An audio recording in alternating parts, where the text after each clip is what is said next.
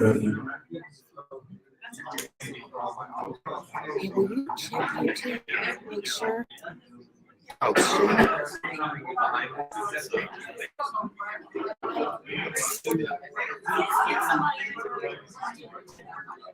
you already live? Yeah.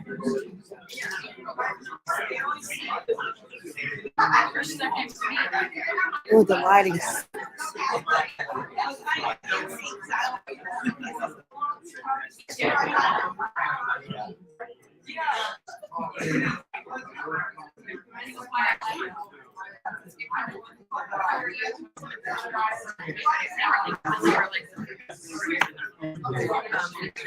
Okay.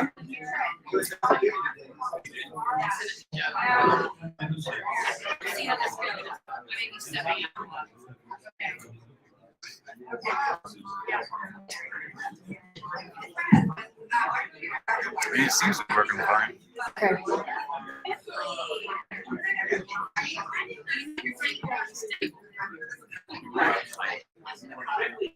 Keeps. They keep dropping? See when you turn off the phone, I don't know. Hang on. because now all of a sudden it goes blurry, but I'm not sure if that's the connection or if it's the autofocus. Oh yeah, it seemed off earlier, but. Is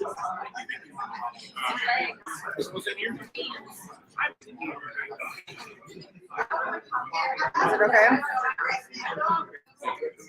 I have to give it a second to catch up. It's still blurry right now for me. I can't see the little button.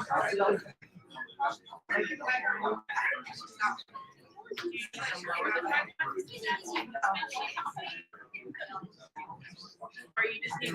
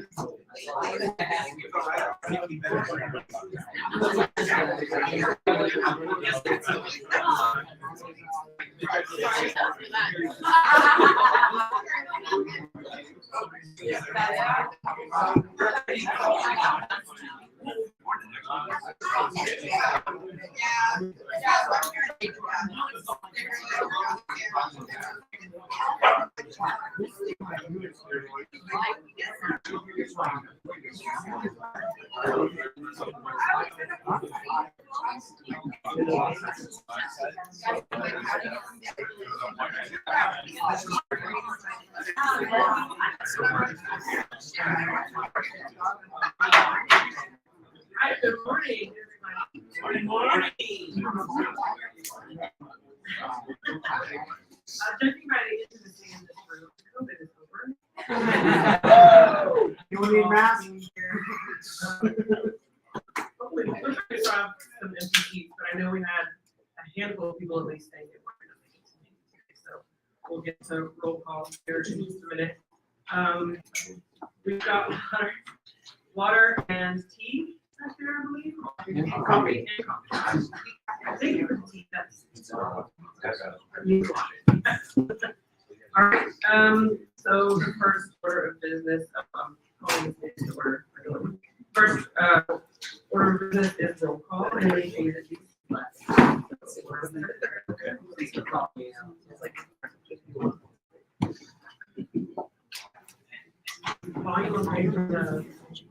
we could use a little bit of that. We could use a little bit of volume. You're good? Okay. I'm back here. I'm deaf. Hi for you. Rank it up. Whitney Billiard, I'm here. Kyle Russell, Here. and Sandy Wilford here, Kate Fraser here, Eric Van Single, Eric Van Single, Rudy Wright, Patrick Spencer, Ashton Spencer, Michelle Wigginson, Wyatt Bergenhoff, Jesse Howard, here, Scott Ford, Here. Scott Talley, Aaron Ramos, Here. Billy Pierce, Jody Cole. Here. Paul Thompson. Here. Nathan Polsky. Libby. Here. Daniel Bledsoe. Here. Mark Strike. Here.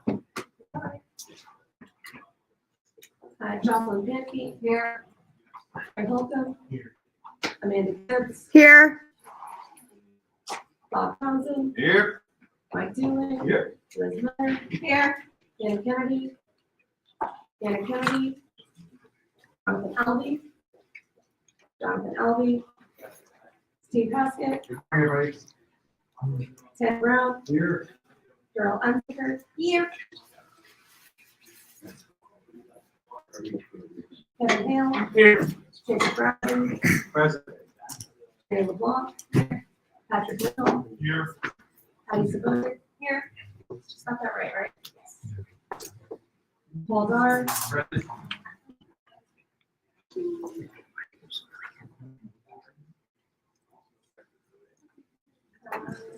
Nathan Garza. He's in the restroom.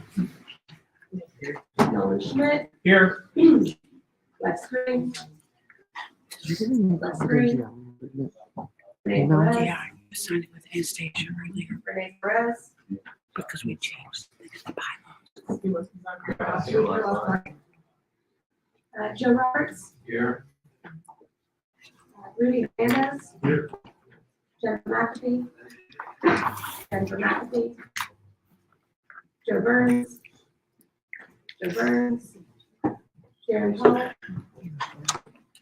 Sharon Pollock. Stephanie Flynn. Here. Carter Fanning. Here. Austin Higgins. Here. Vicky Bashir. Here. Frank Lozano. Present. Bernard Jones. David Marino. David Marino. Noah Kirby. Here. John Wilford. Here. Colby Micey. Here. Jack Russell. Here. Is 26.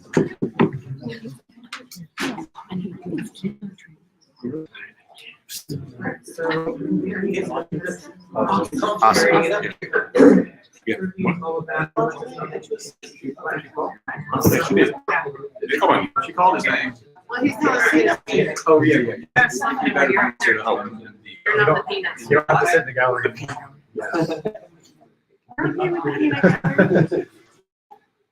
You get a spot for national table. Where is There are. Right up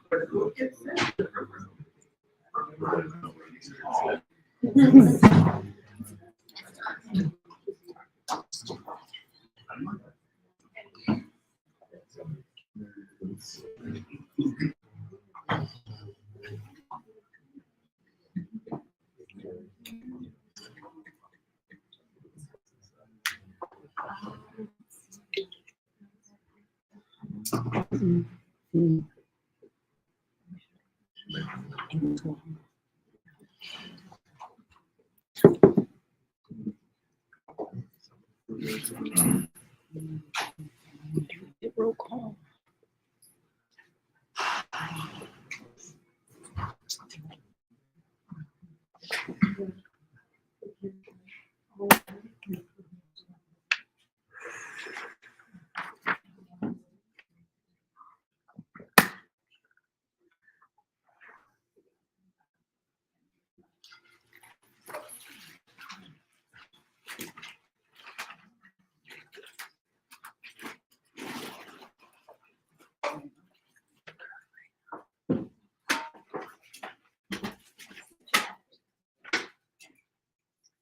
As we move through the agenda this morning, if any select members do show up, be sure to become aware of it so we can adjust the roll.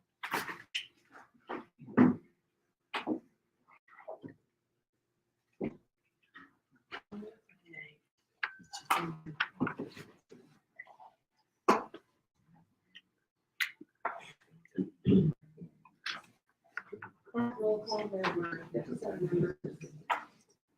44 present.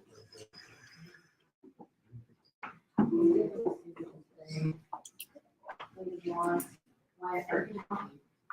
from Senate District 3. Jonathan Alvey from Senate District 13. Jennifer McAfee from Senate District 44. Bringing the body count now down to 54.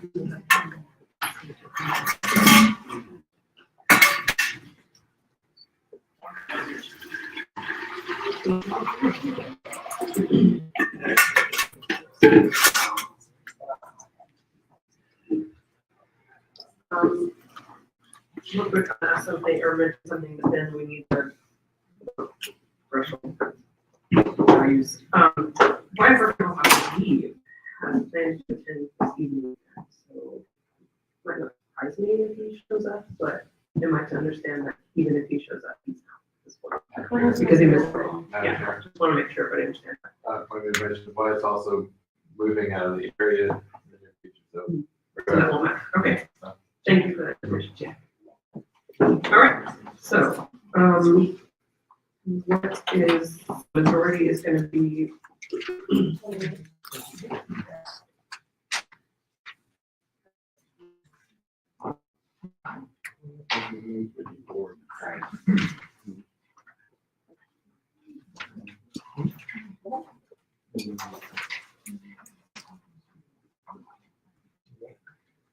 Yeah, it's okay. 2/3. 36, focus, 4.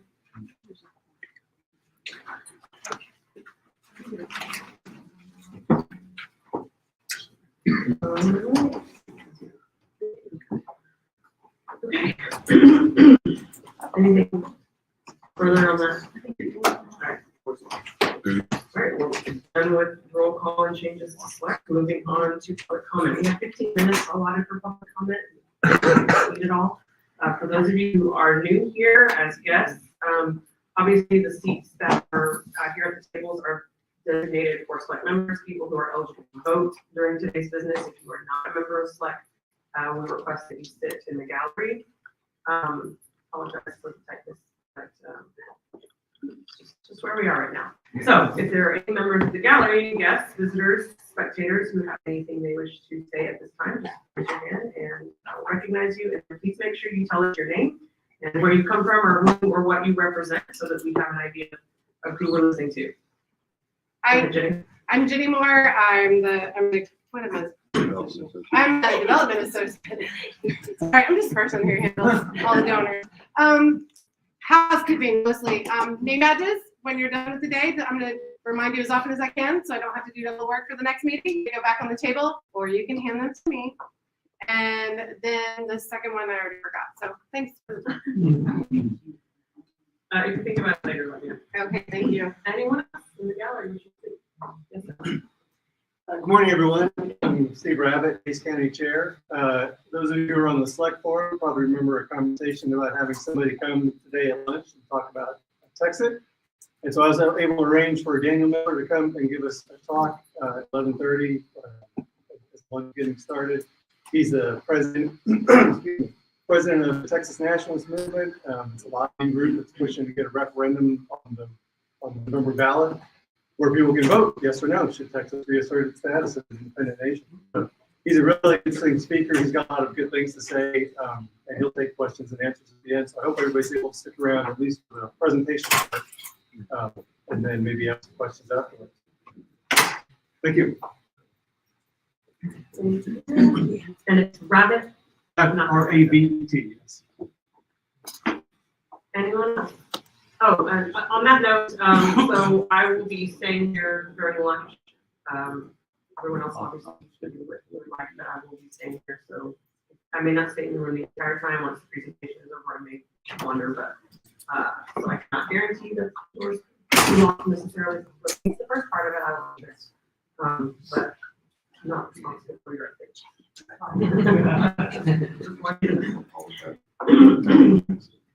All right. Anyone else in the gallery wishing to recognize? All right, so I'm going to take a moment then during this time and ask that if you have any candidates, anyone who ran for office for us this year in the room, please stand. Thank you.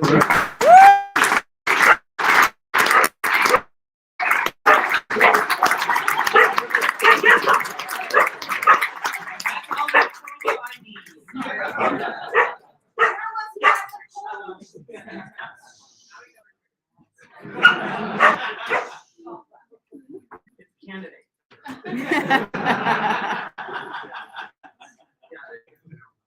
Thank you so much, all of you who went through this ordeal with us this year. Again, thank you very much for doing that. And hopefully we'll get more next year, and hopefully we'll have fewer legislative issues to fight or legal issues to fight on that front. We'll see. Obviously, the legislature is about to meet and do terrible things, so we just have to be prepared for that. All right. Now, having said that, are there any candidates in the gallery specifically right now who would like to talk about their campaign? We still have a few minutes left in public comment. Any experiences you want? Okay. Thank you, later. All right. Thank you. Okay, on to the adoption of the agenda. That was laid out for you 2 weeks ago. I think maybe a minor change, if any. Last week, there was a forum. It's in front of you now. I will entertain any motions to adopt the agenda. Second. It has been moved and seconded. Any objections to adopting this agenda? Hearing no objections, the agenda is adopted. Thank you. All right, previous meetings minutes, 5 minutes to approving those. These have been on their night since basically a few days after the meeting. So I'm gonna trust that everybody has had an opportunity to review them. I move that we adopt these minutes. Previous meetings minutes have been moved and seconded. Any objection to approving these minutes? Hearing no objection, the previous meeting minutes are adopted. All right, moving into officer reports. All right, so I'll start. Chances are I might go over my minutes. So. All right, I typically just put an outline out there on the forum because that's just the way my brain works and the way I communicate. So it's easier for me to just kind of talk from those points instead of reading, which I will not. So anyway, just in terms of just personnel and organization, first of all, I want to say that having a full-time executive director is absolutely critical to making things happen, obviously, and making sure that things are happening all day long, every day with this party. And also having such a robust staff that treats their responsibilities at the very minimum an actual part-time job is, it's just incredibly valuable and takes great pressure off of the person who is in the role of chair, which is an unpaid volunteer, also full-time. So the things that I would have had to do before we had that position filled, now I'm not having to do as much of. So it is, keep that in mind moving forward. So continuing org chart stuff, I think I put out for you recently things that adjustments we've made to the org chart. We are constantly looking at that. Andrew might speak to that a little bit more later. When I came on board as chair in 2020, that was one of the things that I wanted to be doing is sort of having a recruitment mindset, not just a hiring, filling in spot, filling in, vacant positions. And so some of you have noticed that the roles that we're filling don't necessarily match what the job description says, or the job description doesn't really match what someone's actually doing. That is, in some ways, just how it's going to be, because we are working through this as a team and experimenting with different things and trying to find what works best for the team that we have. And finding people who have exceptional skills and valid experience and specific interests, and sort of helping to create this organization around those things that are important. So when we're on some descriptions and we're doing that on an ongoing basis, likely, we're not talking about, most of these positions are volunteer anyway, so it's not like anybody's livelihood is at stake because they're not doing exactly what their job description says or anything like that. So I think that we can have a little grace when it comes to the specifics of job descriptions and positions that are being filled. We're making adjustments as we go to try to find the best solutions here. Slec vacancies, I think we can build a couple of those. Something we spent a whole lot of time and everything on one this week. So anyway, I'm continuing to do my part in those things. Outreach and media since the last time we met. A couple of interviews, Texas Public Radio. I did LPTexas, which is a statewide broadcast. Liberty or Noda, which is one of the podcasts that I was on. We did do Freedom Fest in July. Did some processing and networking there. Just that's something we need to be doing on an ongoing basis, and that turned out to be quite cool. But it came time for us to get $10,000 check for the legal fund. So,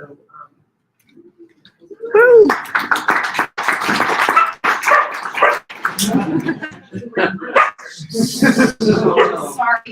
At Freedom Fest, I was able to participate on the panel for the Association of Libertarian Educators. I'm one of the founding members of the Association of Educators, which was part of National LP.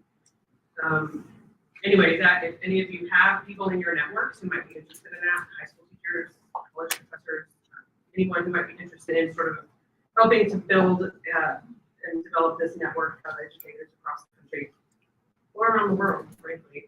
We have one of our other founding members, she's a professor at the University of Bahamas. So really cool organization and hoping to do lots of neat things. And at the Freedom Fest event, there were people from Texas who were there who I didn't know.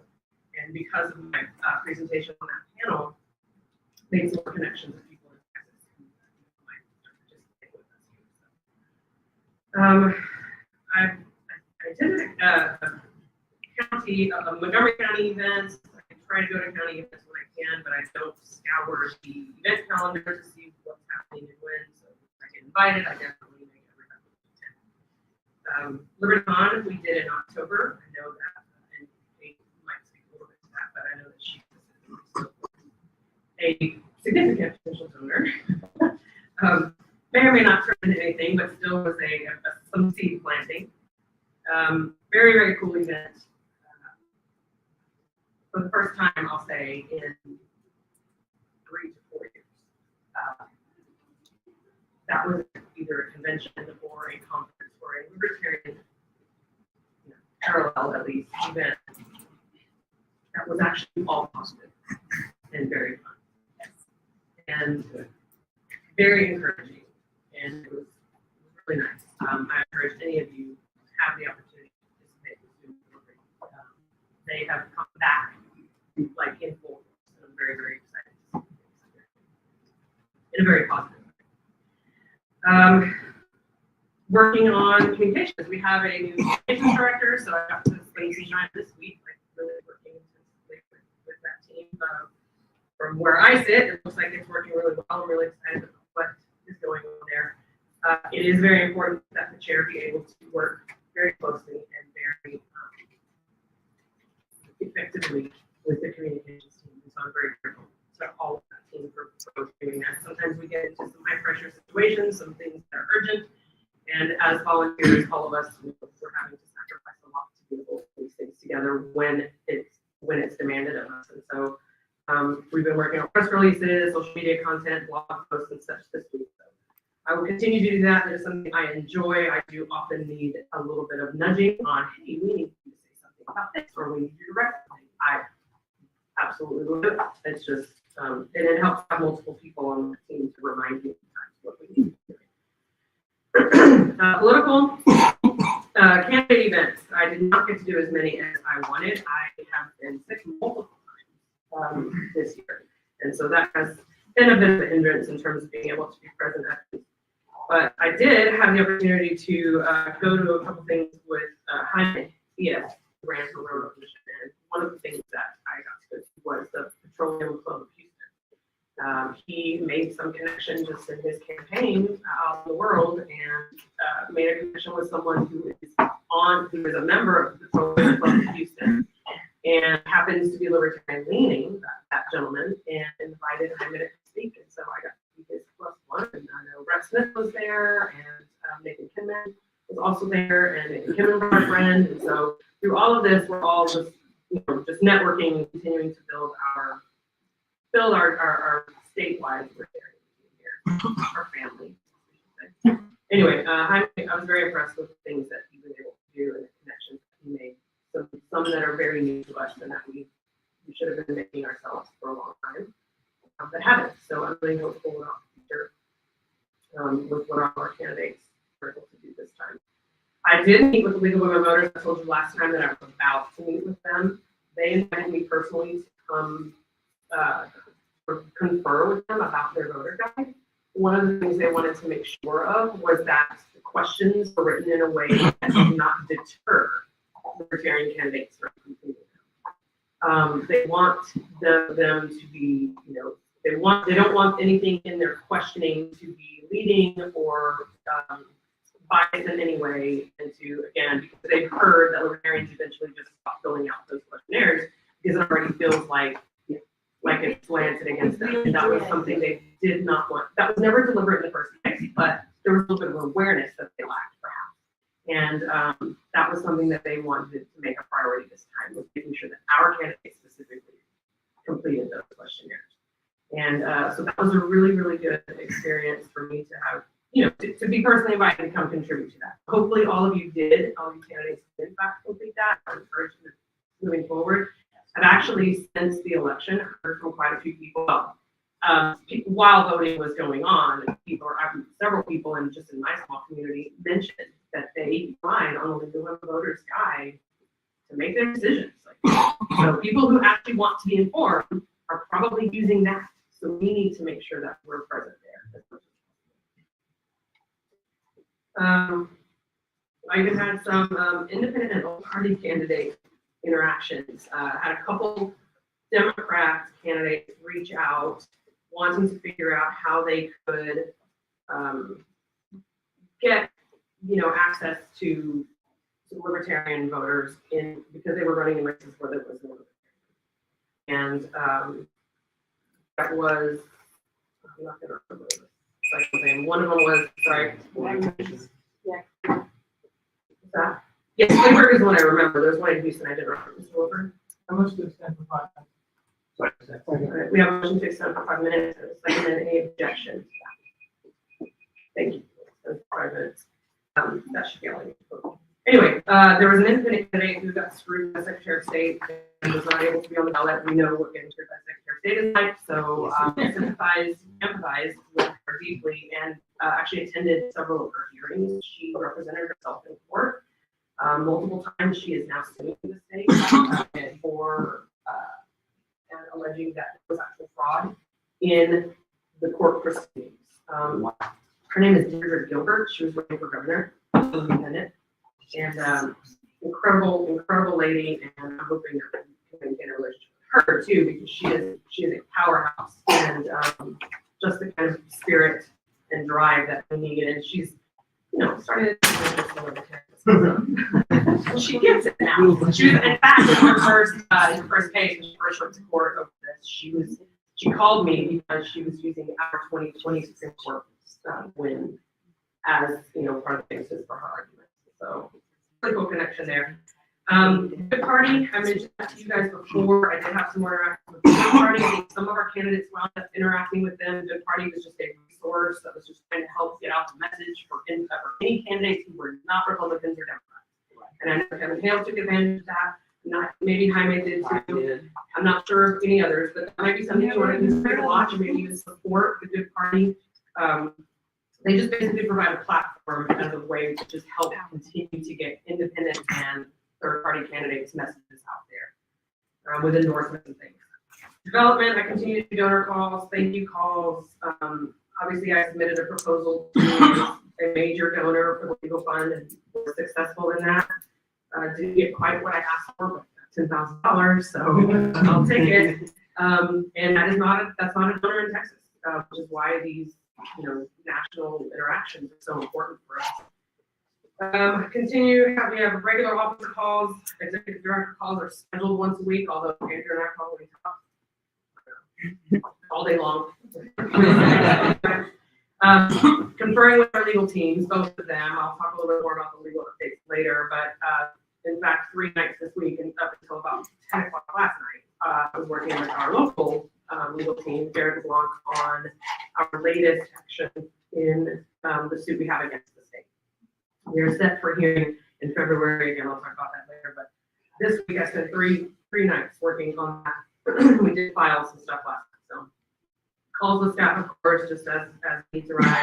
CRM, I'm certainly not trained. I still have to ask lots of questions, but I did spend some time with Amy Burns directly and with Ken Molman specifically a few weeks ago about some significant concerns that I have about the CRM, which we might be able to talk about later. But you know, we've got a good team working on that and trying to fill in those gaps, and I'm really impressed with the work that's being done there. So,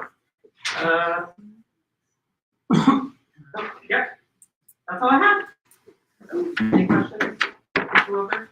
Yeah, you mentioned earlier, students for liberty, I think the words used were back and forth. I know personally in the past, I've kind of sworn off them, largely because it's they so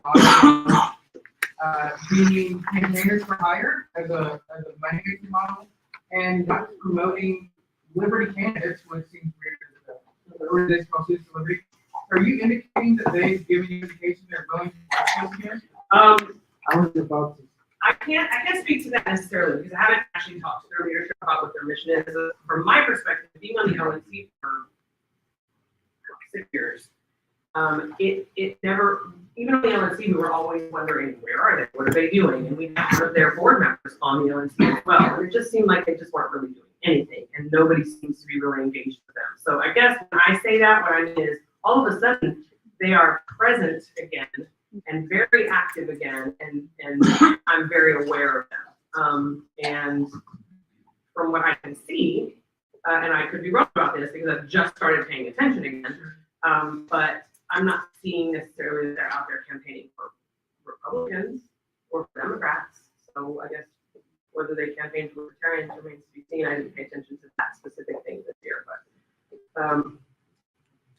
I was just gonna say, Yale and Students for Liberty are I may be confused. that is true. Yes, make that very, very clear. Now, Young Americans for Liberty and Students for Liberty, SFL, completely different organizations I may have been confused. in many, many, many ways. So yes. Yeah. Yes. Okay. And I'm going to speak on yes. That's not part of my report. Good, thank you. Yeah. Mr. Ramos. Cameron Ramos, SD6, real quick. With my experience with both the orgs, SFL has mostly been international, promoting just theory of libertarian ideas, and y'all has lately been more like being More political. Yeah. That's a fair assessment, yes. And it was LibertyCon that we went to was their national event, which was also very different perspective, which y'all does not have. They don't have that. Time has expired on this. I do see a couple of hands. Anybody? Move to extend for 5 minutes. Second. Is there a motion to extend for 5 minutes? Any objection? All right. I was just gonna say, I think, a few, don't say, who knows how long ago, seems recent, probably a long time. YAL gobbled up SFL. I shouldn't put it that way, that sounds biased, doesn't it? And then I think there might have been some more reseparation in that, like what you're saying. But Could be. that was I don't remember exactly, but that was, I think, when they actually be under YAL or then maybe not now. Yeah, they're not. They're completely separate. But and that may be true. That could have happened before my time. I just know that SFL was not really a thing for a while. It existed. We knew they existed, but they weren't doing it. I remember So when kind of they were refreshing. And then they got online. together for a minute. Okay. Yeah, I don't have that specific. Any other questions? Who is it? Carter? Oh, Carter, yeah. Harder. So, y'all was doing student chapters, Okay. and they've since abandoned that business model, if you will, and are focusing more on like a pack activity and the training goals and stuff. Has left a void in the student organization thing. So it's good to see that Students for Liberty seems to be thriving that way. I know the Libertarian Party is currently also working on their own things within the party. So I hope we can quickly fill the void with those two organizations that y'all is currently left by kind of banking. Thank you for that. Good information. Yeah, I do remember seeing something from the LPT about starting with.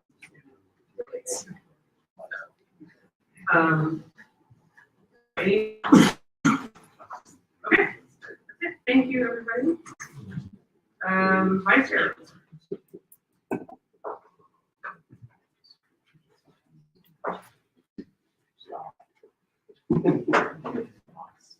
Good morning. I wrote my vice chair report a few days ago, but I forgot to upload it to the forum late last night, so it's on the forum. So I'll briefly go through some of the main things. I worked with Joe Burns, to create the legal fund drive.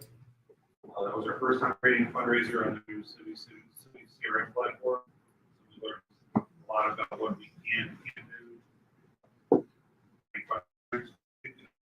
Obviously, it was very successful. We raised over 37,000. So, I'm looking forward to seeing what we can do next. Our next fundraising drive will be about city CRM.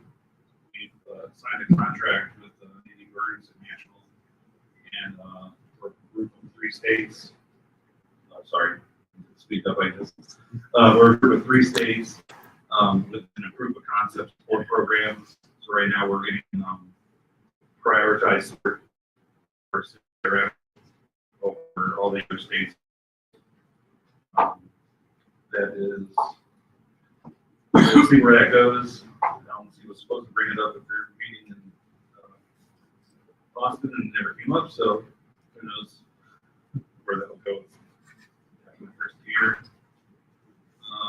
Now a refund policy on our website, thanks to Kate. So if you buy tickets, you're not getting money back. Yes, we'll fight for it. We haven't used it yet, but we signed up with the company called Twilio and integrated into the CRM, so we can do mass texting programs. So going forward, next time we do a fundraiser, you can send a text message to everyone, asking for money or using it for other outreach opportunities. It costs less than $10 per text. As the duty as vice chair, I've interviewed 3 county chairs, and it's all been onboarded, and interviewed 2 staff positions. Attended some LP events. I went to the Hunt County LP kickoff, paint, and met with the local people at County. So hopefully we can grow that county to spread outside the FW and grab some in my home area. Trying to be involved with them. And I went to LibertyCon as well. And that was a great event. Like Wendy said, a lot of people, there was a lot of great panels and talks. One thing we need to work on is trying to convert students into actual party members. Everyone I spoke to, they're libertarian small L, but we need to get them to be big L libertarians and actually help our candidates get parties in their areas. Yeah, that's all I have. Questions? Ready? Renee Perez, SD22.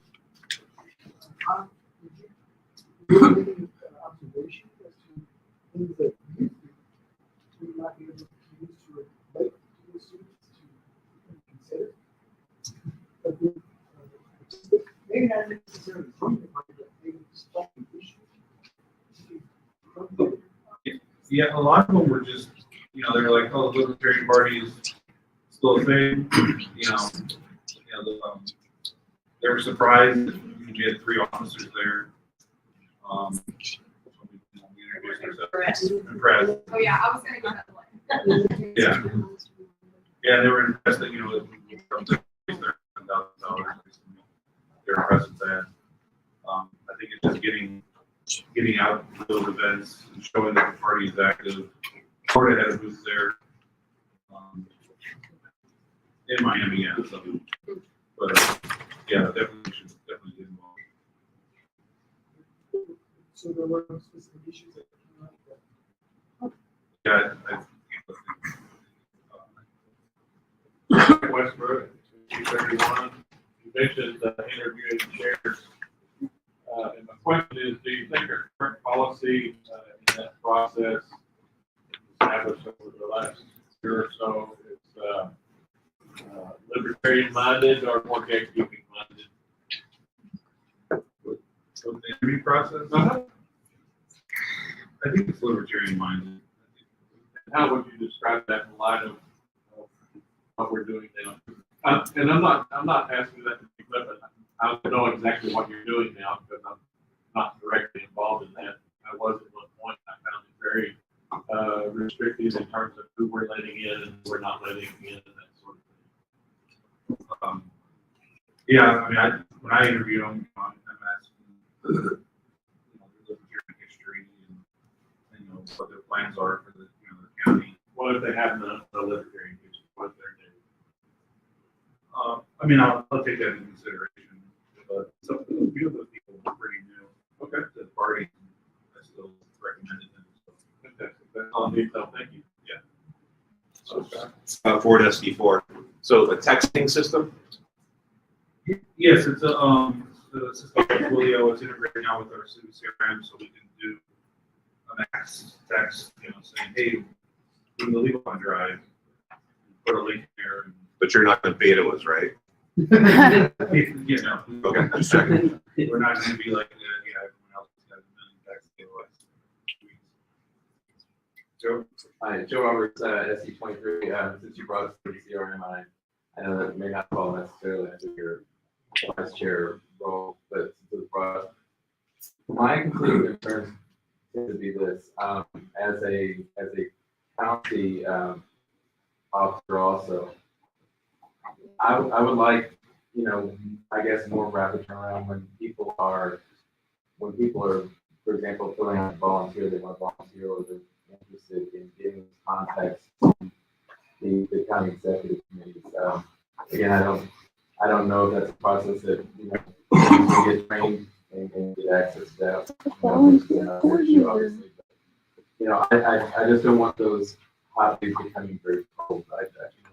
If I'm looking at volunteer lists, there's some of the stuff I'm seeing is dating back to 2008, and they may not really vary more than, we're talking 2008. That's 15 years ago. And along with that, obviously I have concerned about this form as well. But as candidates, and I know that you put a fix up there when city CRM wasn't filling in. We only had one of our Texas candidates on it for a long time. When that came back around, their choice was, reaching out saying, if you're not on there, let us know. And I went back and looked, and it was just that one candidate. I guess I'm looking for a time frame as far as when, we will get that training access, and also when, like I said, I want to make the best use of those volunteers. We need those boots on the ground, and if people stepping up, I want to put them to work right away and get them find work with them in my county. So, Yeah, to answer your first question, we're still looking for a volunteer coordinator role on staff. I'll speak to that. Okay. Yeah, so right now, when people do fill out the volunteer form, it is going to a few different people on staff. So I can't. Where the disconnect is out, that's something that we're working. And then the training is still on our to-do list to get county chairs and then other people on board into the city service system. But we've had some slowdowns with other things we have to work on over the last few months. So, but it's still on the plan. Any other questions? Okay, thank you.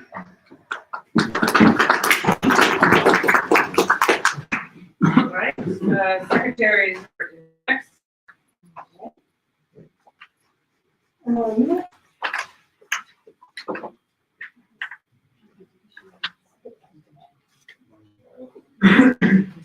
Sure.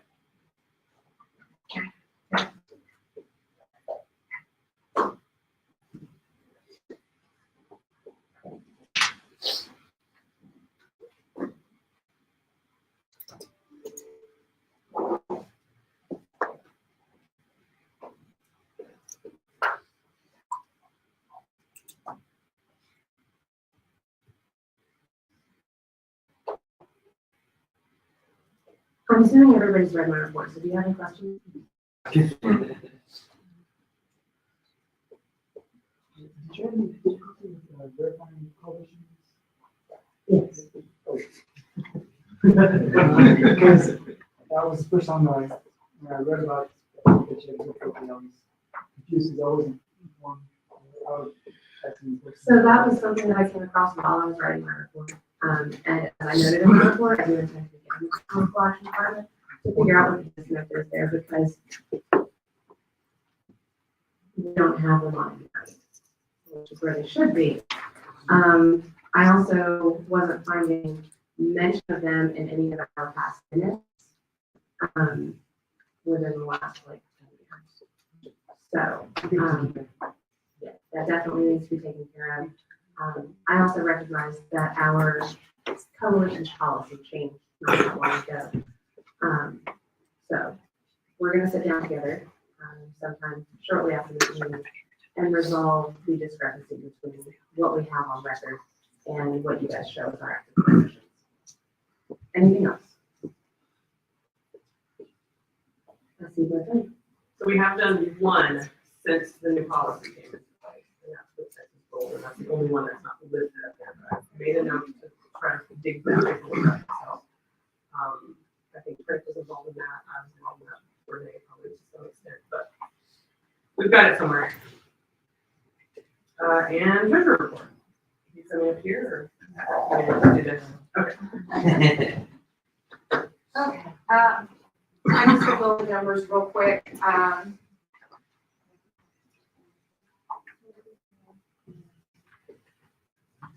Hopefully everybody has it open on their laptop.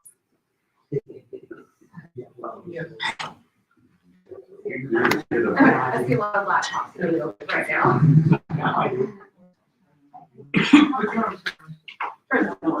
Yeah, budget proposal. Don't ask me questions about the budget proposal. That's not yet. All right, so we got the bank balances. Those are current as of, I think I had it as of 11/14.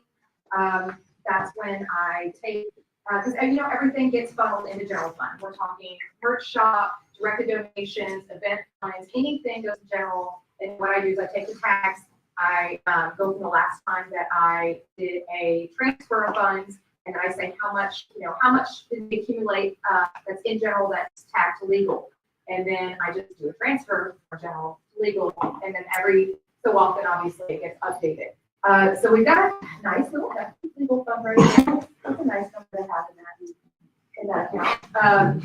Legislative action fund, obviously, I'd like to see that much higher with all the goodies that we're going to be rolling out next year.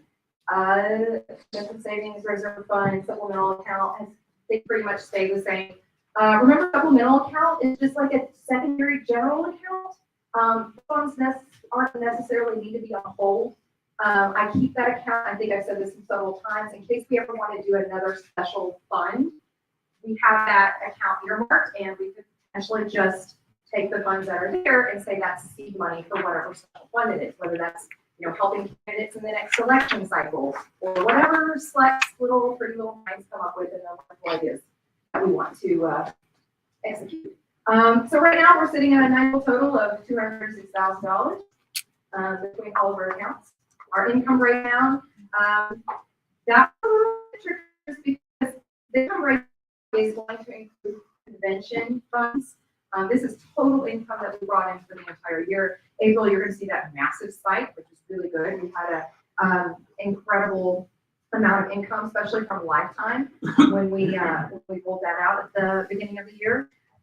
Legal fund for July, August, September, as you can tell, took the cake for those 3 months.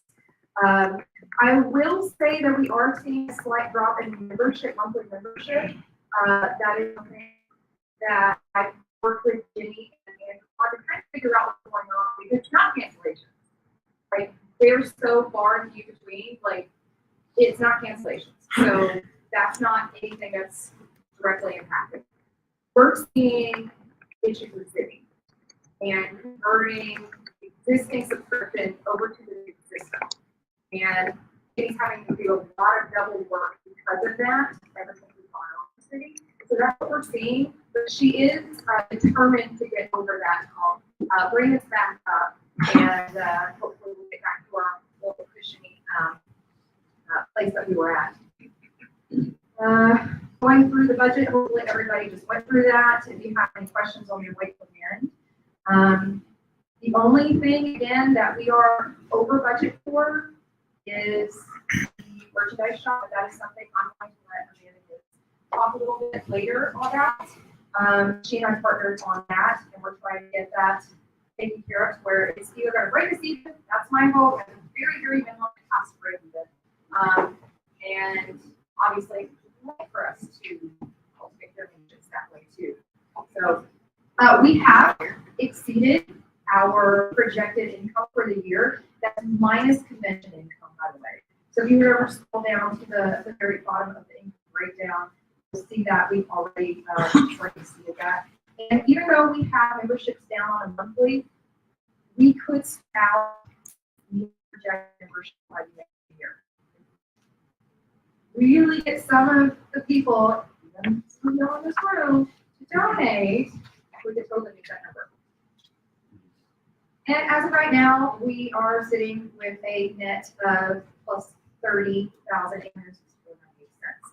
So even at the end of the year, we're going to have a surplus again. So thank you to all the departments for if they find a little bit of a panic spot, they're like coming to me immediately.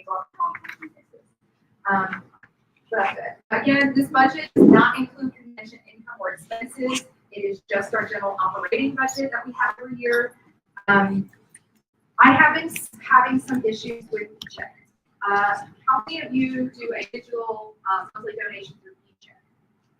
Instead of using a credit or a debit card, you're actually doing your ACH account, right? Okay. But we only have like about I'm having an issue with that, and I think I did that before. The income and the rewards versus the income and my budget, all the other things not in match right now. Two reasons for that. eCheck's deposits screw up my bookkeeping massively. They take the fees out before the deposit, so I have to try and reconcile that deposit. Obviously, the deposit and the transactions that come through Commerce are higher than the deposit because they take a fee. There is no expense, like there's no invoice, there is no debit from the account to show that they have a deposit. So it's been really difficult. I've been on the phone now for, I think this last time I was on the phone for 2.5 hours with QuickBooks. They also have a bug issue because of this. It's not just eCheck, it's also a QuickBooks issue. It's goes hand in hand. I have to solve both problems for it to get fixed. I've been probably 12 hours on the phone this past 6 months. I was on the phone with eCheck for 2 hours trying to fix this. And as of right now, the end result of those phone calls have been, yes, there is a bug. We're going to bring this up to our software engineers, and we'll email you. And that's the constant. Yeah, eventually. And that's the constant thing. I check out every like 6 weeks, and it's still, I have to actually start back over because they can't find a note from the last conversation. So yeah, that's been a real headache. The other issue that I'm having to deal with right now is when we were going through the box purchases, unfortunately, my card got scanned. And somebody decided they were going to go on shopping spree on Amazon for $2,000. Yes. Frost has recognized that it is fraud. It is under investigation. And they have put the money back temporarily, but the investigation has not concluded. It's not going to conclude for probably another possibly 2 more months. But I've worked with Amazon, I've worked with Frost, and they're all pretty confident that it's going to be in our favor because they've seen that the account for Amazon, those Amazon purchases are in no way related to any of the 3 officers that have accounts with Frost, or as signers with our account. So I'm pretty confident that's going to be okay. Got a new card.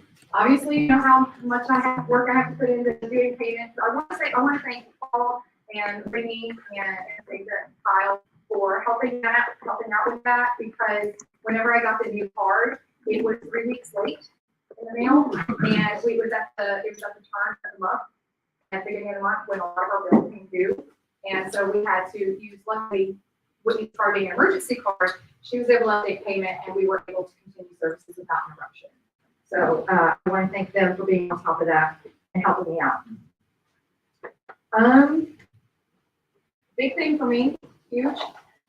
Jocelyn, can you please stand up?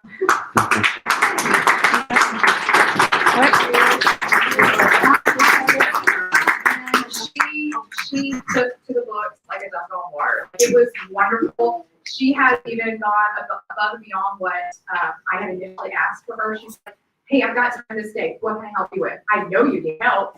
And I'll be like, hey, can you verify these invoices from Jenny? Yeah, no problem. 3 hours later, done. What else? So Jocelyn has been incredible. She's made my life a lot easier, especially since I've had these new headaches with the CDP check and QuickBooks and fraud. And apparently it never stops with money, right? So that's kind of where we're at with the budget. As for what I have done since the last Slec meeting, created the refund policy, and we did that launch. Refund policy is a little late on every single page, right? No, just a contribution. Okay, gotcha. Okay. You can get to it, but Yeah. So if you guys want to take a look at that, it's really mainly for events, and I think it's a pretty good policy. It's not a policy to money grab or anything like that. It's to protect our expenses. I've had problems with people going to the credit card processor and not asking for a formal refund, going to the credit card processor saying, I prefer to get a refund.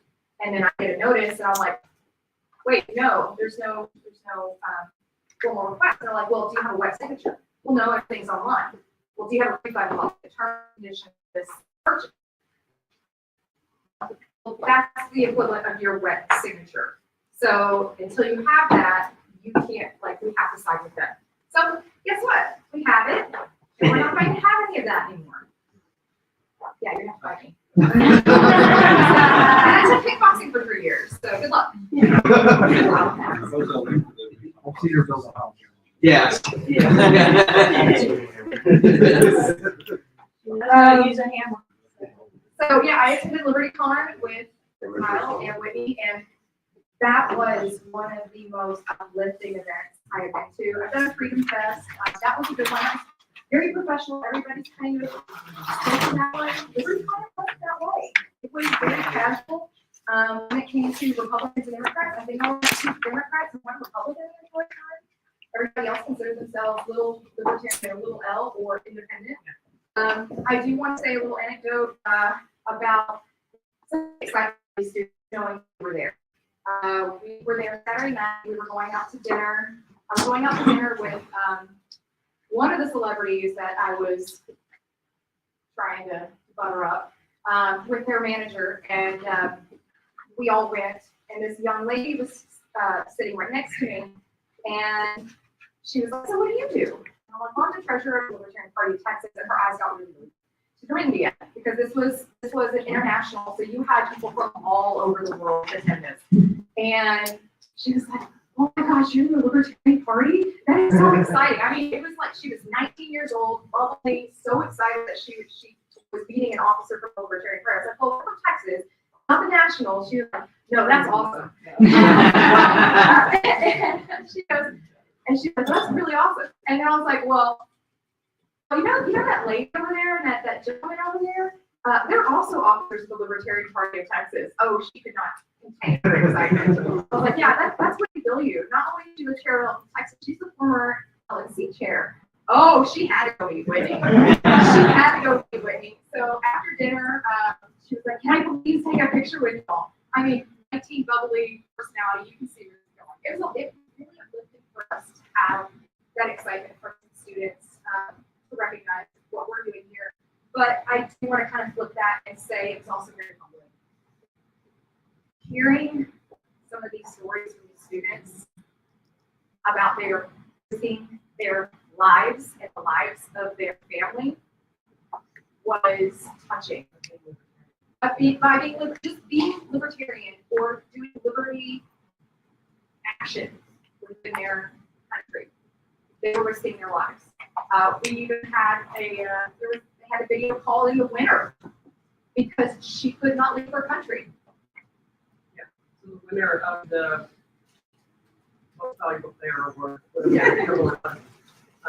She had to do it by satellite. It's Venezuela. So when we get upset about what we're fighting for and we're feeling oppressed, we are. There's some young, bright minds out there that are doing way more for their country and for their movement than we are here. Greater cause. Yes. And it's very compliment. So I do encourage you guys to think of that, maybe look up a story of some people from SFL and what they're doing in their country, because it really does put it into perspective. So LibertyCon was really great. Yeah, I did have a few really good conversations with a few celebrities, international celebrities. Made some really good contacts. Everybody was excited to possibly be involved in some of our events at LPTexas in the future. Some of them are going to need some massive funds raised for it, but they're excited. And it's Cancer Freedom was one of them. I got to develop a really good relationship with him and his manager. That one I hope is going to be very fruitful in the future. If you don't know who he is, pretty sure he's a former NBA player who was kicked out of the NBA because of his humanitarian and liberty-minded activity. We're speaking out against China. Yeah. So I attended the Hunt County party meeting. I helped John with booth in a box, getting all that taken care of. Helped with the legal fund ride with Joe and Andrew with that. I've been helping Jody on and off with this nice event, which I'm really excited about. Even brought Yeti foods, so everybody can have nice alcoholic beverages. Let's see. I've been working with Andy every month to complete data on city. That's just something that's going to happen on because any cash checks that we come in, I have to manually update the city with them. Helped Amanda gain access to the shop, and she's got full access now, and she is already working her little magic behind the scenes. And I'm really excited for y'all to hear what she's got planned. That. Make fraud investigation with that. I'm going to start getting this on TEC report for January. So for 2 weeks of January, don't have emergencies. Don't. I pretty much stay in the same place pajamas for 3 days on TEC reports. So hopefully with Jocelyn here, we're going to get a head start, and I don't have to be in the same pajamas for 3 days. Yeah, we unlock e-check deposits. I will say that there is a silver lining with e-check, even though it's my job. It is a smaller processing fee than credit card processing.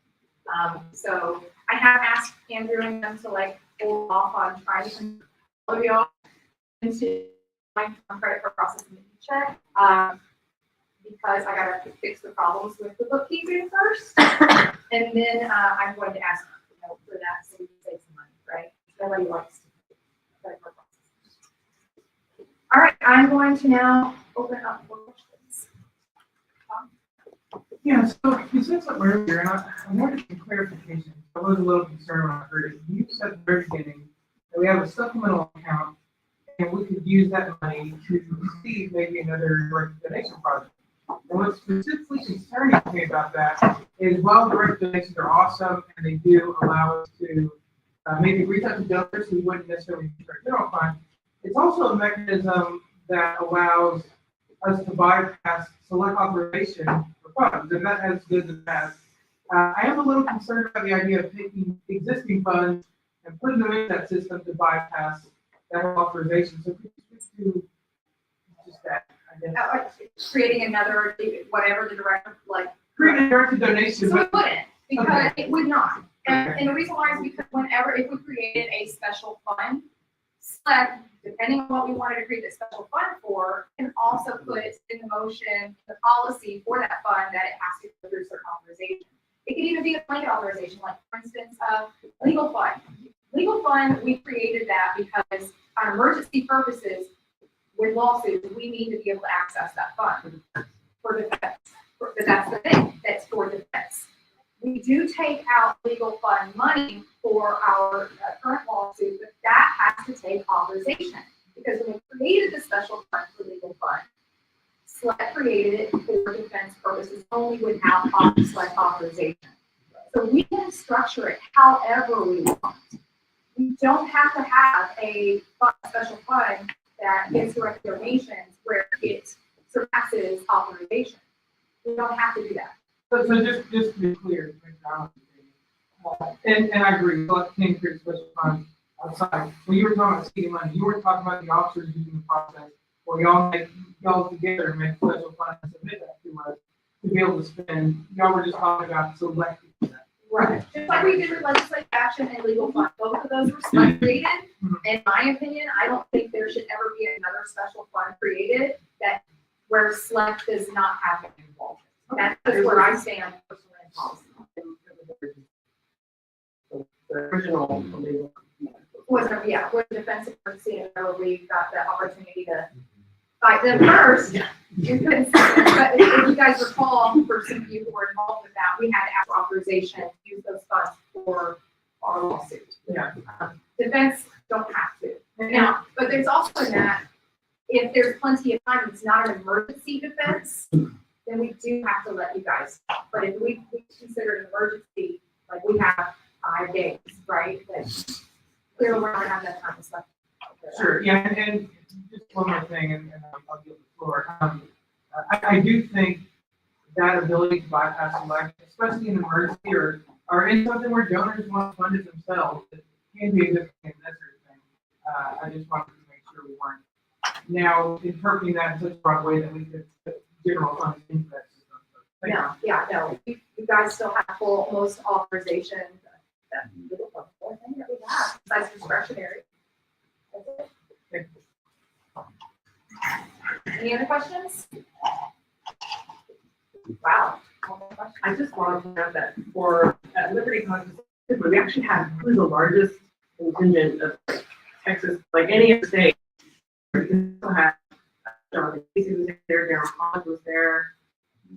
There were a couple others, I think, just from Texas who happened. We didn't even know they were going to be there. We just ran into them. So there was a lot of Texas people there, and that's a cool thing. So I would encourage all of you to start participating more in those kinds of things. And I will also a little bit. I know you had this specific conversation, and I don't want to get into details of it, but there was a, you know how as a libertarian, especially if you're on a board, you hear from people all the time. Have you guys ever reached out to Mark Cuban? Have you guys ever tried to get on Joe Rogan's show? Like, no, we've never had any of these ideas before. And there are donors out in the world, people who out in the world consider themselves, or at least claim to be libertarians, even just at this lowercase L. And so one of the people who people are always coming at us about trying to ask for money because he's a libertarian, she said, I don't want to give you money. She tried. And that person basically is not giving money to the Libertarian Party right now for many obvious reasons. And sadly, what a lot of people out in the world don't realize is that LPTexas is its own party. Right. And that's something else that I think we all need to be doing is helping to establish that mindset. Giving to the Libertarian Party of Texas is giving to the Libertarian Party of Texas. That's it. Yeah, and I was really hopeful with that particular individual because I had started a relationship with him over a year ago through my involvement with Ferguson. And so when I went out to him and had this great conversation, I was not expecting to get the answer I got. Right.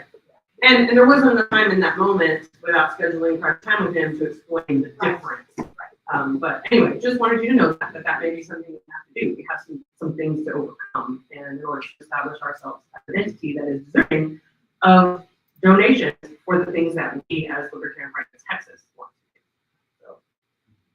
do. So, any other questions? My question for the officers in general, and this might be a separate thing, request for information, but The NDA that was sent out this morning at 8:30 or so. Is there a stipulation? Did the officers get a different NDA? I'm trying to see who is authorized to talk about things that have been deemed confidential. Not about the same NDA as everybody else has. Okay. What are the punishments or sanctions attached to violating the NDA? It doesn't stipulate it. Okay, so at the last meeting, they made changes to the NDA. So everybody in this room, except possibly Austin, is the only person who knows should know that there are no penalties written in the NDA. Also, you have a copy of it, right? I'm looking at it and I don't see anything that says, legal action, anything like that. So it's just, So then the answer to that, to what punishments are listed in the NDA is no. okay, so it's not actually binding in any way. We've covered that multiple times, yes. Okay, so here's my concern, which is every officer except you actually, and Carter and John Wilford have violated the NDA if they have signed this one thing.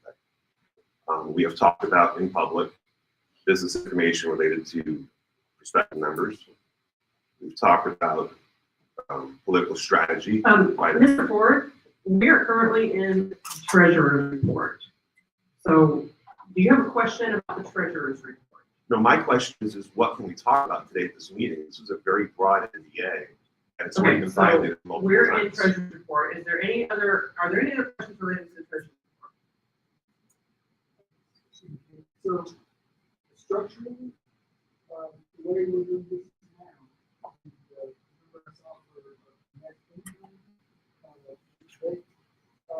how we can handle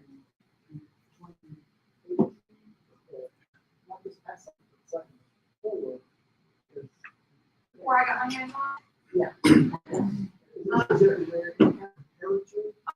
I think last, if you guys can open up the last, games folder, I had put in here, 2019, 2020, for narrative, before this meeting, it's in Ignite. You guys have access to our past financials and reports, C reports, the monthly reports, I mean, anything you can go dig, figure it out yourself.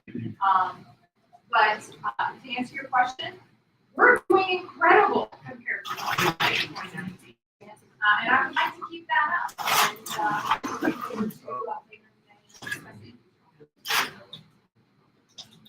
All right, any further questions on treasurer? I just want to shout out to Kate. Yes.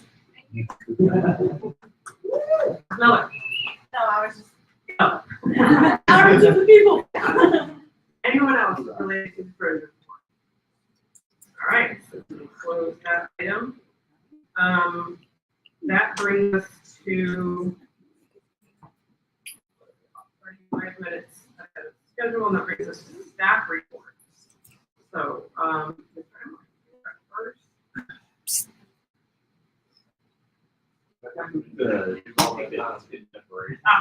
Ms. Bramley, wait 1 second. Thank you. I was thinking about that earlier, and I appreciate you absolutely. Yes, we have a request for a bio break. Second. And so, is there any objections to taking 10 minutes? 10 minutes. You want longer? It doesn't take us that long. Any objections to 15 minutes? No. It's All right, good. let's do it. We are. You don't have enough charger on that borrow?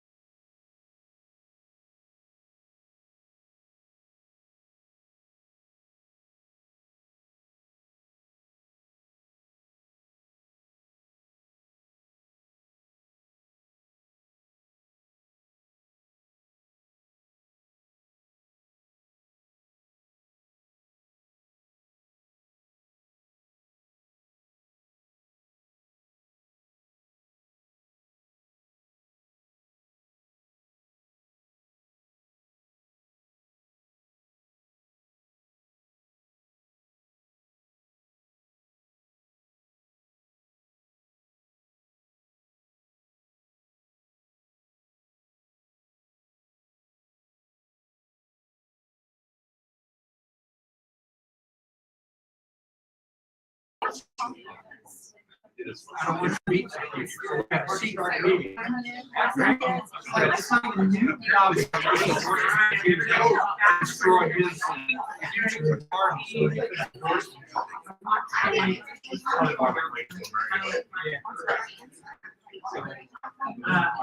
Something that I should have done here, but, we have the honor of being the president of our, I believe, someone might be able to correct me, our second, third, and fourth highest vote percentage winners. I think will be with us tonight. But we have, What county was he from again? I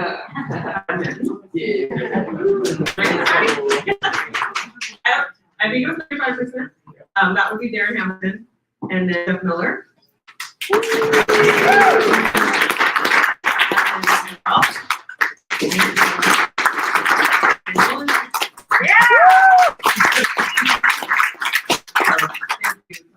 What is the threshold for a statewide? I know statewide is 5%. What was for Threshold? yeah, It's 2%. but for candidates, because I remember there was the statewide and then the non-statewide threshold, and it was higher. Was it not? I don't know what you mean by threshold. In order, you talking about for ballot access? Yeah. No, we don't have ballot, there's no requirement for ballot access for non-statewide candidates. So any statewide candidate who gets 2% gets us to get ballot access. 5%. Yeah. Yeah, it's 2%. It was 5%. It used to be 2% for governor and 5% for the other statewide. That changed in 2019, and all of them came down to 2. And we did have a statewide candidate get 3.01. Hyman, yes. Is that? 10. So we currently have ballot access until 2022. Every time it happens, every time somebody gets 50%, it resets the 10-year clock. So we basically get 5 cycles. Yeah, it's not, it doesn't compound. Yeah. It only, it's election. You said that, so we have ballot access limits for statewide, but local elections, there's no limit. So if we had gotten only 1% countywide, you could still be on the ballot just by 5. Correct. No, sorry. You'd What have, I meant was, it doesn't matter what non-statewide candidates get, that doesn't factor into ballot access at all. It is only up to our statewide candidates to determine ballot access. so if we did not make statewide access, Correct. I would have to petition on the That is ballot. correct. Yeah, thank you. So I misunderstood your question. Yeah, that is correct. So we're good until 2032, unless of course legislature decides to undo that, which I would yeah. And we have an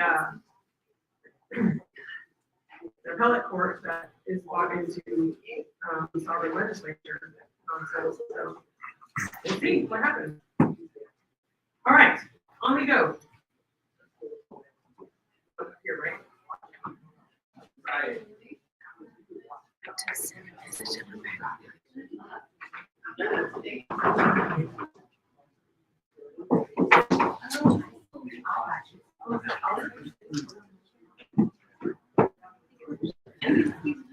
Oh, wait.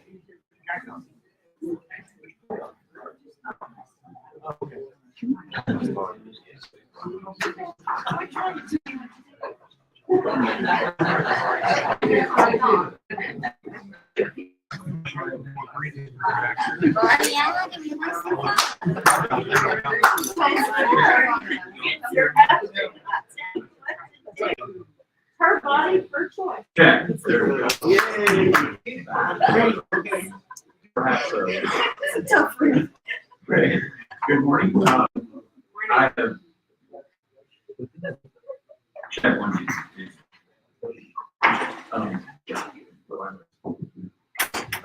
As to share a couple things before we go on. Number one, we are having the get us tonight chase all over my. If you haven't already bought a ticket for that, they're still available until noon. So if you were thinking that you would like to get webpage down. opportunity to go online now to go that. The other thing is there's, he mentioned the development, the membership stuff. One of the things going on there is if any of you is a monthly donor, I know a lot of y'all are, you should have already received a call from Jenny asking you politely to start a new membership in City CRM. The existing memberships are Destination Builder. Are now all zombie subscriptions. They're not being tracked by city. We don't have any way to do that. National decided that it would be better for us to use volunteer time to manually transfer all those subscriptions than to have the IT team move them through some kind of export-import. So we're trying to get that done. We're trying to finish it up. We're trying to finish up all the stuff we're doing with the city so that we can roll it out or using it the way we use it. So if you haven't already done that, if you haven't already taken care of that, please, please, please start a new membership in City CRM. Take advantage of this opportunity to consider making a bigger commitment in 2023. We have a lot of stuff going on. And then we'll terminate the gold membership authorized and update that. So I think that more on city we can develop stuff later. Well, more on membership we can develop stuff later. A little bit on city. I want to address a couple of things I said earlier, just to throw out my point of view or add some more information. Particularly a couple of things, Joe, that you mentioned. I apologize for the late posting of my executive director report. We partly because people won't quit submitting volunteer applications. This is a good thing, right? That's a real good thing. I speak to that in the report. If you haven't read it, please take a look at it soon. I'll get to that, or I'll take questions about that later if we have time. Do want to get to this though while I'm on the spot. But mentioning the city volunteers, Jesse and Don in turn will speak more of this later. Just about what's going on with training, where that's headed. I know you all get tired of hearing it's coming. We're working on it, but it's coming. We're working on it. So that I'll let them talk about that. And volunteers, we have a previous volunteer coordinator line in one. That position is we did receive an application for volunteer coordinator this week.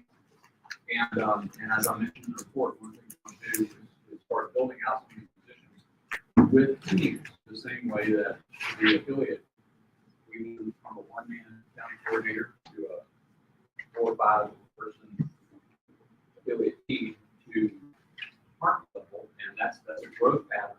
I'm not saying everybody's going to come to the department, but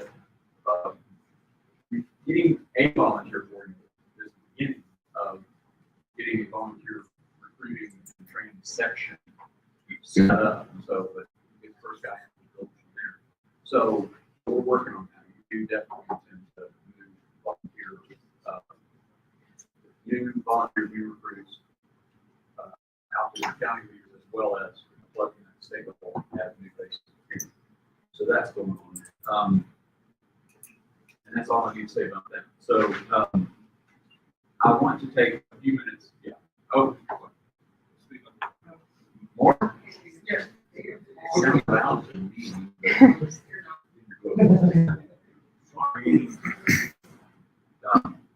Yeah, on it. How's that?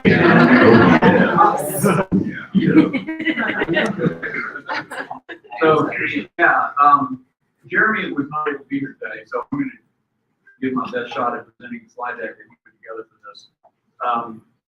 Frank did get his report up last week or a week ago.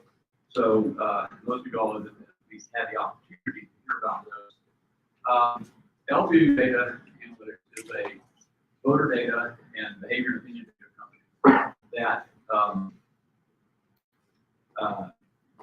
company operating in that space, and they are one of the things that works our advantage is they like to work with charities the same way that Republicans have data trust and Democrats have very smart. Yeah, they like the people who serve the markets. These guys really want to help with charities. So we've been talking, got a good introduction from TJ Pro and talking to some guys over there about how we could contract them to get our own data set start targeting our marketing, targeting our recruiting, and get better tell our political districts. So if you could have the space more, please. What is LP data? I guess I kind of spoke to some of that today. Leading nationwide voter data provider, extensive demographic data supported by modeling first-party surveys. And when I mentioned Haystack later, that's a company that does a lot of surveys and modeling stuff. So sometimes you get interesting results with that, but overall it's useful stuff. And then the goal at some point is contact level data for targeting our outreach. So what we're trying to do is find these people so we can reach out to them. Next, please. This is an example of what you see when you log into L2. It's the thing that does most of it is visualization and data mapping.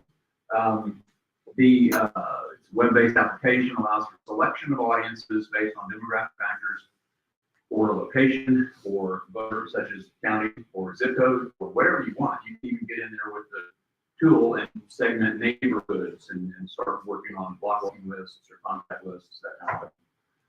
Whatever population you want to use on. Audiences can be downloaded at the contact level.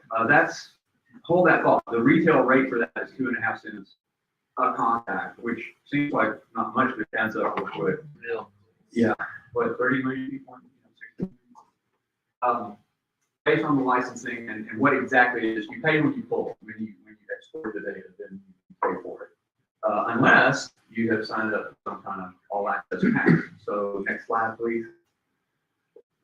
Some of the things Jeremy got into immediately. For y'all that don't know Jeremy Owen, we had a chance encounter at Reno at a hotel bar and got to know him as a lifetime member.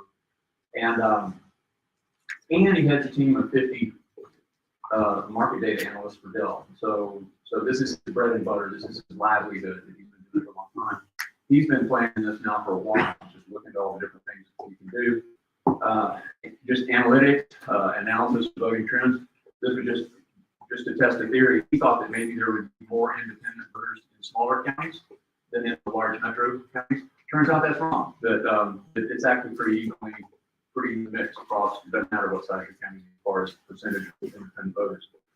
We can hypothesize, test hypotheses, and learn from the data.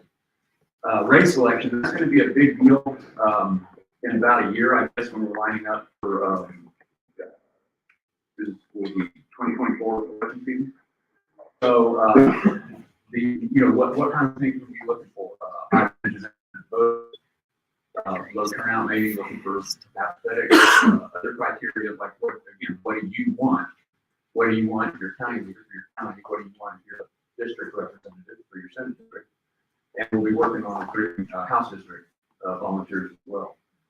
The data stat, you don't read that. Do I need to read this or like we got it. Sentiment tracking is recently updated to include COVID responses. They have 6 or 7, for or against masks, pro or against vaccine mandates, and mandates what?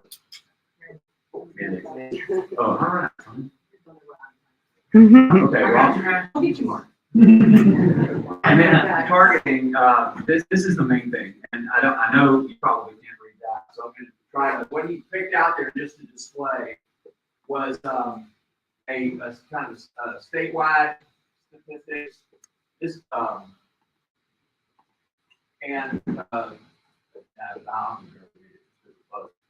District 100.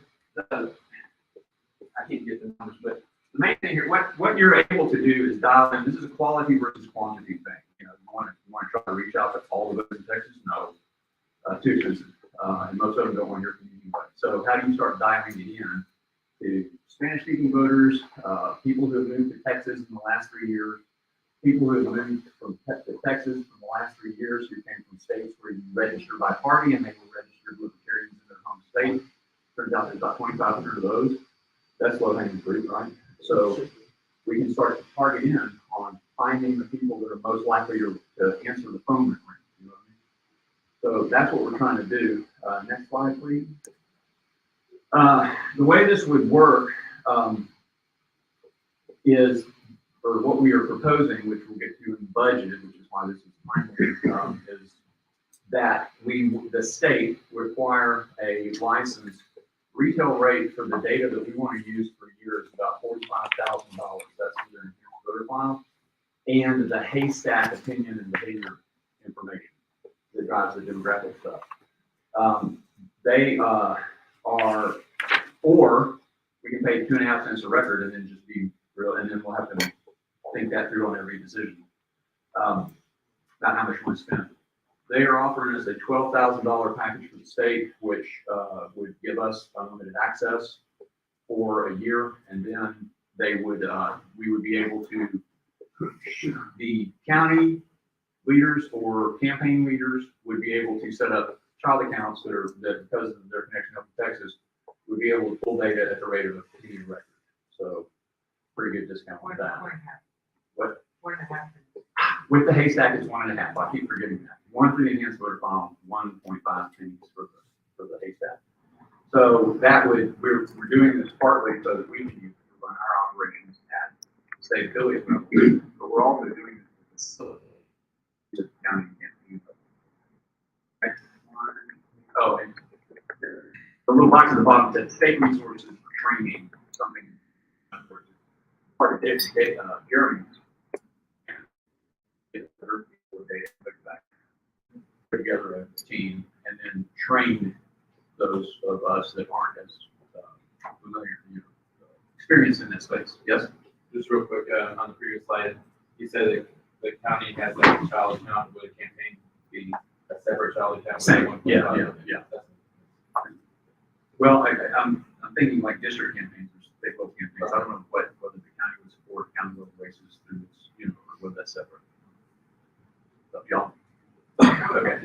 I've already kind of addressed this. It's the package deal that gets us all in is 12, and then I asked them to split that, so it's actually 6 up on 6 and 6 months. So smooths out our cash flow a little bit.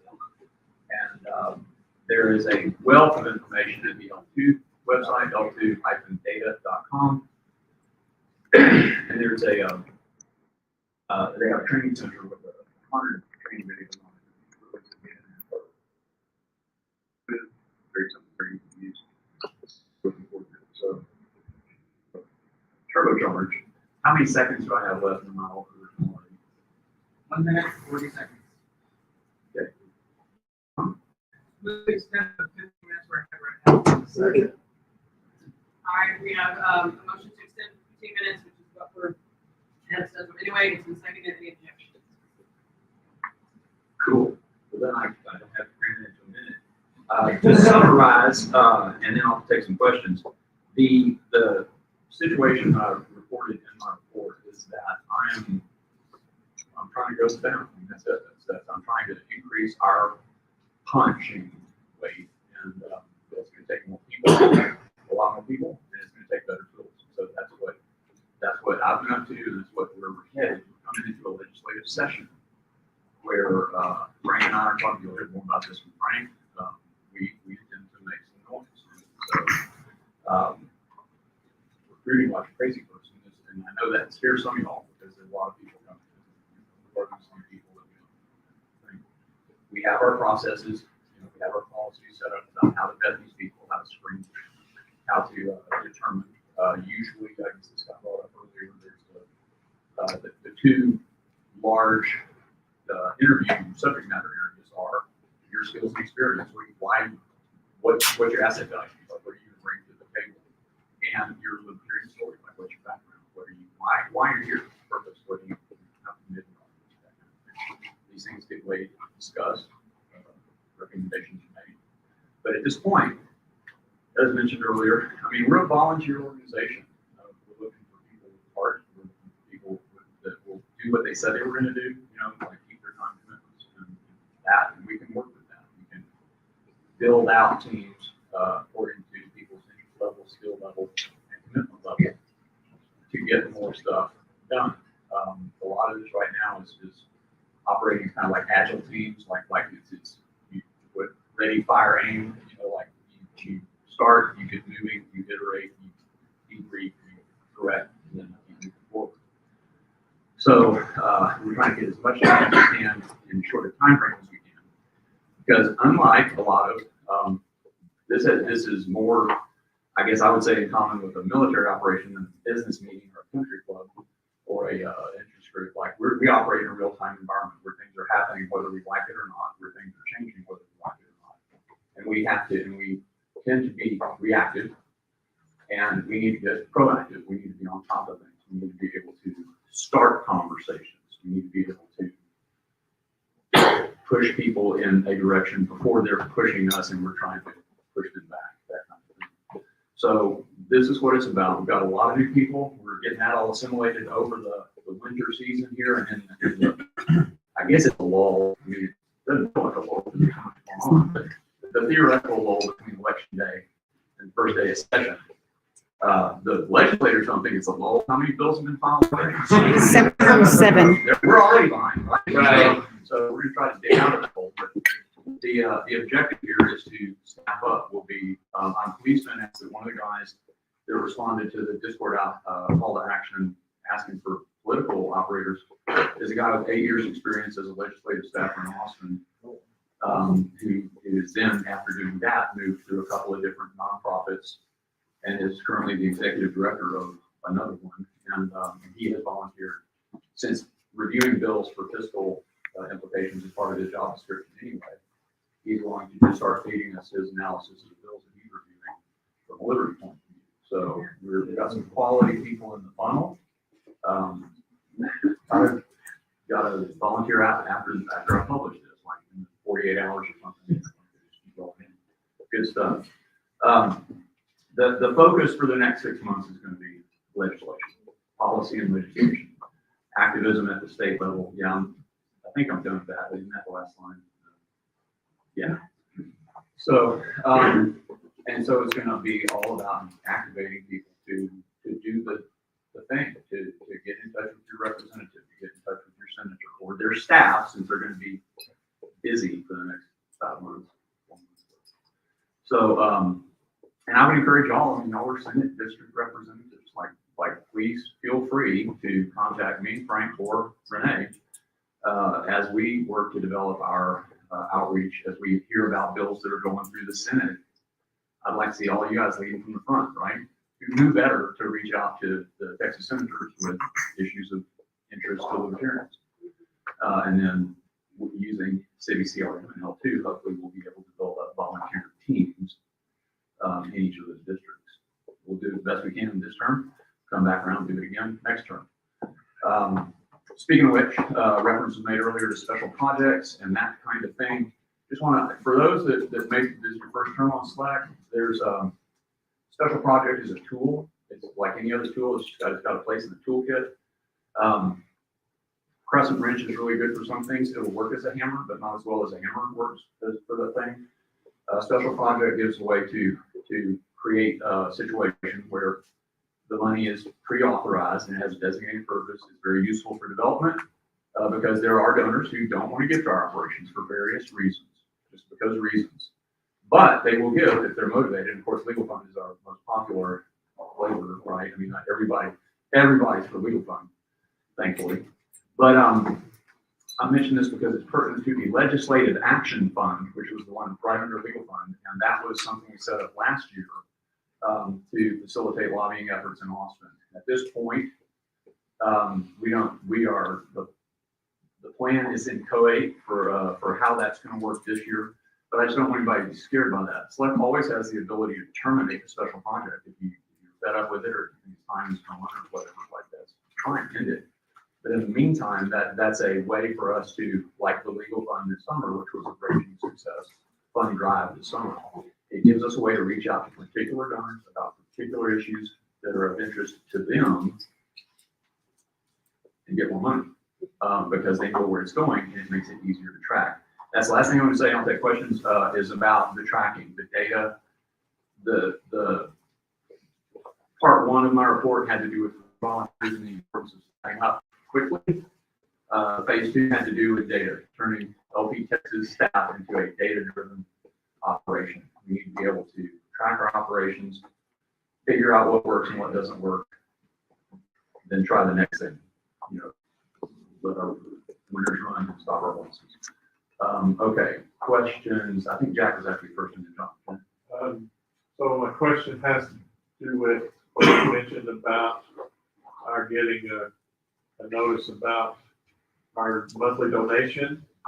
Is it, Oh, yeah. is it possible for us to just get an email link to where to go to do that? Yes, Judy says yes. That'll make life easy on this old guy who doesn't. All right. So, yeah. Fancy. Okay. Could overlook. Oh, okay. I have two very separate questions, but I'll raise my hand twice if I have to. So the first one, the L2 data, very excited about that. I know it's mostly partisan race information, but the same list could be used for nonpartisan races, which are coming up in May. Those campaigns, if you're serious about it, spin up beginning part of January. Yeah. Do we anticipate having this in place so that it could be useful for those nonpartisan races?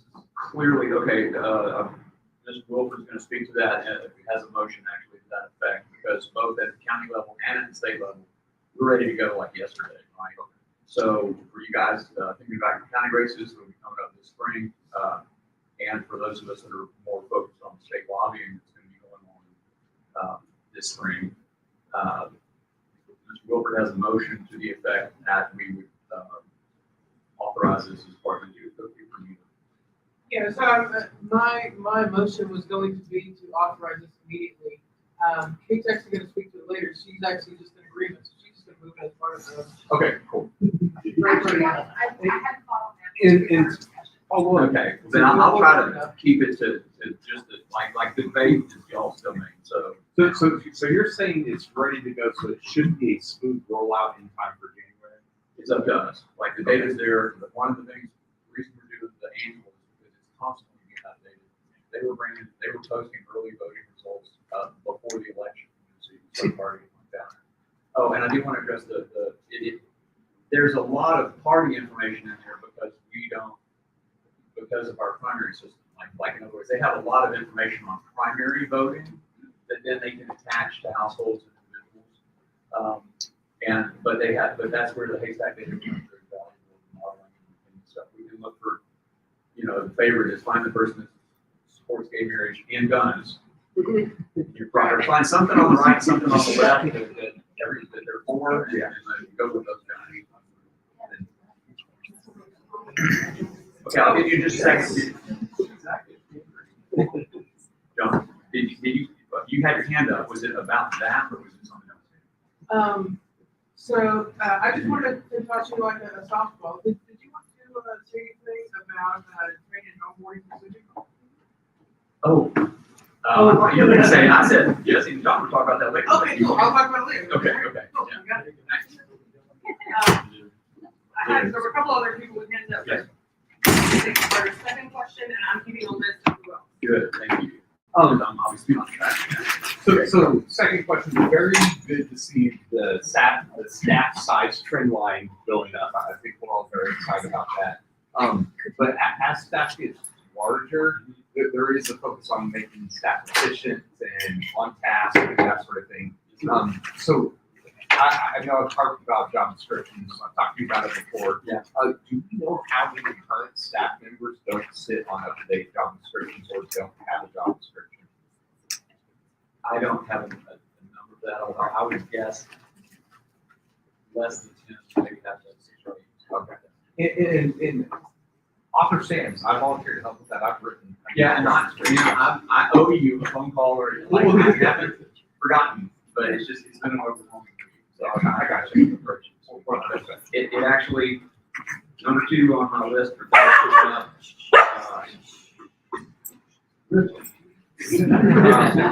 number 2 on the list, looking ahead, after continued recruiting of volunteers, particularly for lobbying during session, is consolidate staff gains, org chart, and JDs. And that's got your name by it. So, yeah, we'll talk. I know you have experience in that area and want to step into that.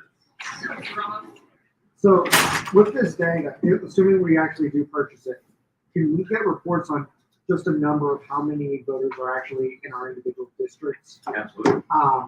Let's say voted for Tippett, Ash, and Hyman.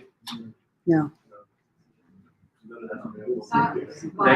Or at least a strong idea of how many voters are generally libertarian leaning. Like, what can we actually expect in terms of just reports? When election results are available, that should get posted into the LPTexas, and you could be able to search on that. And then what was the second part of that? Like, can I get a number of how many just libertarian voters I have in my district? It's hard to get. Like your Senate The district? number you'll get, I mean, you'll get that, I mean, you Yeah. can get that now, but you won't be able to, Identify. find that Yeah. by individual. You'll have to look for libertarian friendly people according to the, they vote on the opinion survey. Madam Chair, point of personal privilege, could we ask for the side grouping? Yes. Yeah, so we need Daniel. Probably obvious, but like, how do we access this? Like, do we have to like go use directly for this information, or can we like log in and look at it? Well, Or like, you know, for our. I mean, that's what I've been doing. I've pulled in, what's that? Yeah, that's part of what we're working on now, is to figure out how many people we want knocked around in there. And then, I don't know if there's a process like submit to like. hey, yeah, it'll be up to your county. If you're doing it on behalf of county, it'll be up to your county to figure out, like, do we want to get our own account? Do we want to start pulling data? And then who are you going to authorize to get in there? So they can get stuff from. Yeah, they can get that stuff. At the state level, we'll be working through our political action director and through Jeremy to figure out who all needs to be in that. There is provision in L2 to separate. There's an analyst user level that you can pull data, and then you're going to be accountable to whoever's writing the check for that. And then there's a read-only version, or so if say a county or district wanted to add a couple of people who have some experience or some who can actually jockey the thing and find out some cool stuff, then you can add them and not give them permission until they assess their cost. Okay. There's no process yet as of yet to like be able to ask for information. I know it's not running up and running like we're so like. Do you have personal experience with data analytics? I've looked at data. No. Well, then give us, I haven't like, yeah, let us, the ones of us that are in there now kind of, figuring out there would like. it would come through the data team and political action. So, yeah. All right. Thank you. Joe Roberts, SC23, just a couple of clarification questions. Now, you're talking about these county child accounts. There's no additional charge for establishing those? Correct. Okay, and those could be up and running, as soon as we get this. It'll be up to us. Like, in other words, when we fill out the purchase order and process the payment, we're up to speed. Then it's just a question of how fast you guys can execute. And they're ready to take your order. And I think that would take a lot of your plate, if we're focusing on the county level to, not come to you or come to somebody at the state level all the time, that we could just directly access them. Yeah, you guys can get in there, play around all you want, and start focusing in. But Jeremy will be available and is planning to be available for support and working on coming up with some training. We have 1 minute and one more question, Carol. Oh, okay. I was helping Lise Sharp's campaign when it started, and I was wanting to know, and I'm afraid that Republicans may jump in since it got such a high number of 24% or whatever. But in the past 2 elections for his state representative position, there has been no Republican. And the thing is he got high this last time, and I wanted to know, is this going to break down to all the Republicans in the area that we can target to it's real specific where we could do a phone bank and more targeting marketing towards them because. Yeah, that's actually a really good question because you were always looking for the libertarians, right? We want to find libertarians, we want friendlies, right? But if you have something particular, that you're going to go after Republicans with a message tailored for them, or well, the fact is there was you no. find those guys because they voted in the primary. There was no Republican in both years. Right. Time So again, you're making fruit. has expired on this item on the director report. Make motion to I have one other question, one other hand up. Just a the last second. Motion to extend. Or. 10 minutes. Motion to extend for 10 minutes. Jared?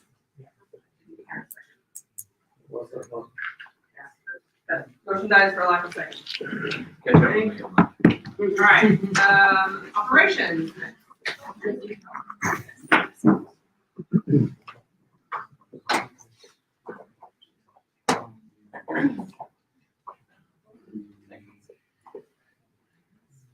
All right. All right, if you're scrolling through the form right now, trying to look for an operations report, there is not one in there, and that is by design, because I'm going to be speaking most of my time to Mr. Wilford in just a second. Before I speak my time, just quick updates on what's been going on this past quarter. So obviously, CBCRM, getting some of that up to speed. I will be handing that off, but it is, I would say, probably half-baked at this point. As far as staffing goes, obviously, we formalized the hiring of Mr. Wilford for the county affiliate coordinator role and now affiliate director role. We did hire the volunteer coordinator in Bobby Campbell. He had to step back from that, so that opening is now reopened. And we do have a applicant, so we'll hopefully get the volunteer coordinator role up and running again here soon. And then we did just recently finalize the appointment of Ms. Lisa Schlinker for the administrative assistant, and she was amazing in her interview. We're really excited to see what she's doing. Other than that, what I've been working on this past quarter is job descriptions.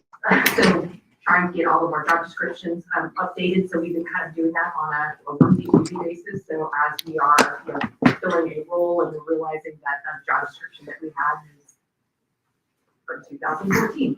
I'm kind of taking that, distilling it, lifting and shifting it over into a new template, making sure that those things get into Ignite, making sure that we, whenever we are trying to post the applications, that we have those out on the web. So that's kind of a work in progress.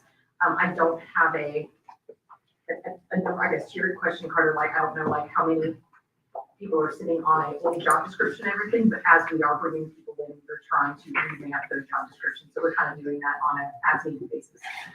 And then also putting together the org chart. So I don't know if you guys saw on the form the other day, we actually have an org chart, not a bulleted list and everything. So we've got that, and that is a living, breathing document that I am maintaining on a go-forward basis. So with that, there's going to be changing the org chart at the end of the year because I am going to be stepping down as operations director.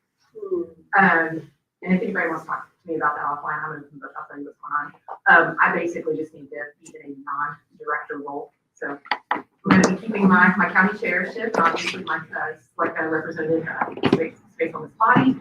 But I am going to be stepping down from the director role, and I'm actually going to lift and shift myself over into the political action department. So Frank will be my name. Yay!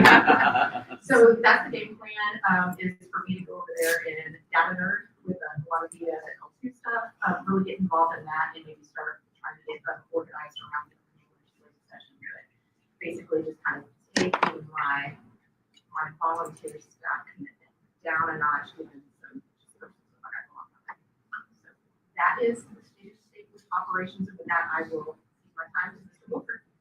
Any questions before I give my time to John? Sorry. Thank you for everything.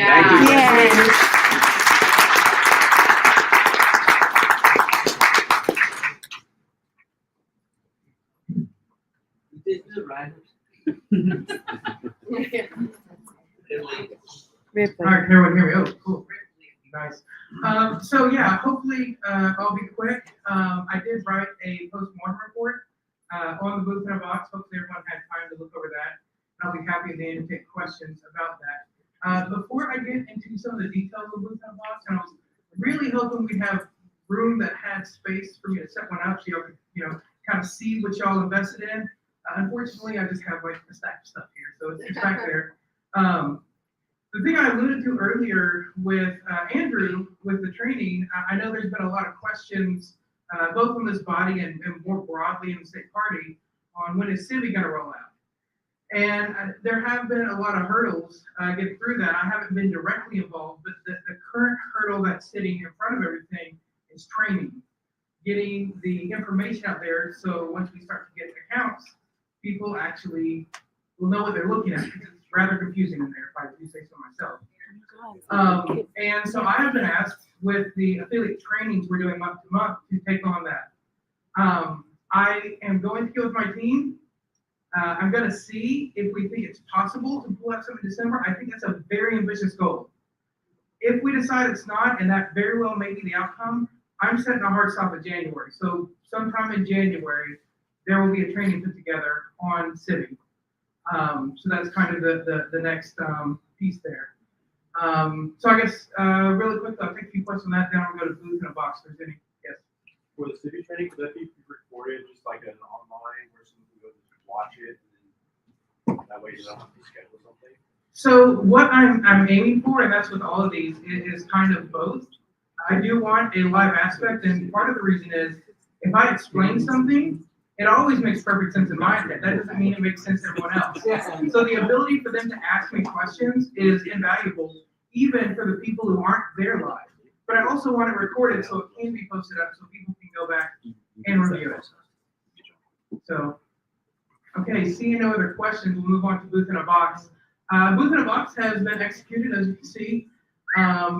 Basically, the long and short of it is we have a table and canopy set up, and then a full advocates for self-government set up with the poster board stickers to stick on there and little cards. I will say on this,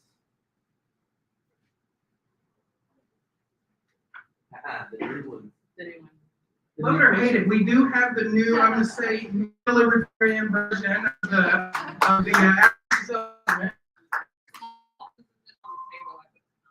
yes. And so, you know, we're upgraded on that. We also got a really nice thank you note for advocates of self-government. And if we end up producing more of these, I think that's a really good relationship for the state party to have. We were able to, oh yeah. No. So we were able to give about 5 of these for $2,000, and we are asking in the budget, we'll see, for about $500 for restocking if something tears up. Sorry, I'm sorry, the thing in front of the microphone. Oh, I got you. Okay, is this better? Perfect. Yeah. It sounded loud to me. But yeah, so that's kind of where everything stands, and I'll be happy to take any questions on Booth in a Box. See, man, y'all are making this too easy on me. All right, that's all I had. Thank you.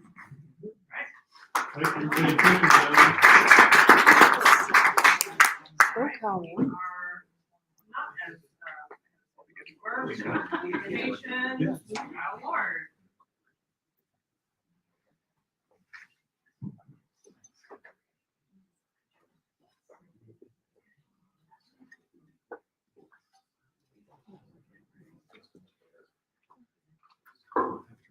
Hello. Hello.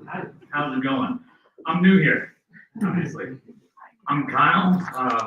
I don't come from a background of communications director. Originally, kind of started my adult life, I was a sound lighting engineer for a pub in Tyler, Texas. Dealt with a lot of social stuff through that and trying to push a lot of big bands out there and whatnot in the local area. After that, I got into computers, and that's where I'm at today. I'm a DevOps manager. Most of what I do is managing teams with a broad spectrum of different talents, and et cetera, and managing a lot of different avenues and tasks and so forth. So I really, really hope that I can do you guys justice in this position. Luckily for me, I have been presented with an excellent team. Amanda has been doing great. Jennifer has been doing great. Plenty of others, David, all of them. And right now, even the past month and so forth, we have been growing, adding more volunteers, more content producers, etc. All that's great and dandy. So I'm going to proceed a little bit further. And what I'm going to talk about today is a little bit just some basic analytics. All I did was I compared the first quarter of this year to the rest of the year instead of just a quarterly basis. Main reason being is because Nathan kind of dropped out, I guess. So with him gone, I figured maybe we could just compare the first quarter to the rest of the year. In some of these analytics, I could see that the first quarter was very successful. Well, it was awesome. We had huge growth, and I'm happy to say that for the rest of the year, we still have lots of huge growth. In every aspect, on every channel, whether it be YouTube, Instagram, Twitter, you name it. Doing great. I do want to talk a little bit about some of the specifics of these analytics and how we can possibly relate that to our image in the face of the party going forward, and maybe hopefully some different tactics, and hopefully we can see how you guys feel about that. Maybe you feel about the same way I do, and that would be awesome. But if you don't, that's great as well. So I guess here at the top, I do have started with YouTube. We haven't had a lot of activity on that and so forth, except for recently. Recently, we started doing our AMAs. We started adding Mark Tippett's in there and so forth. If you notice some of the views there, though, on some of the analytics, we see that the Texas Republicans are fighting to keep libertarians off the ballot. That was a huge piece of news for us. Huge. Now, these views and these impressions, et cetera, I don't have the data to be able to tell you, were these libertarians that watched this? Were they non-libertarians? I don't know. But I can tell you from the views and so forth, my impression is that whenever we show the people how we want to govern, when we're in the courts, when we're talking with these other people, that we mean business. And it seems to be doing well. The other aspect of that as well is showing our candidates, showing who we are, really presenting the image forward. And I really want to capitalize on that more. So YouTube will be a great thing. I want to get as much video and so forth from everybody and everything that you guys are doing. I'm still developing it on our social media strategy right now, but I got something from Bexar County, and I really love all their stuff. Bear. Huh? Bear County. Bear County. So, they're awesome. Learn something every day. They have a great media campaign. Plenty of stuff I don't like there in it, and I will definitely edit my own thing where we've got LPTexas. There's a lot of good in there. And one of those that I want to stress the most, as everyone keeps talking about legislation and action and lobbying, et cetera, is film it, record it, pictures, all of it. We're growing the communications department, but Texas is huge. And everything you guys do needs to be seen, because that's what people want. That's what they want to see. They want to see us actually make a difference. And I want to dig into that more as we go through some of these other analytics real quick. All right, so the next part here. Some breaking down part of this growth, I'm going to dig into Twitter in particular.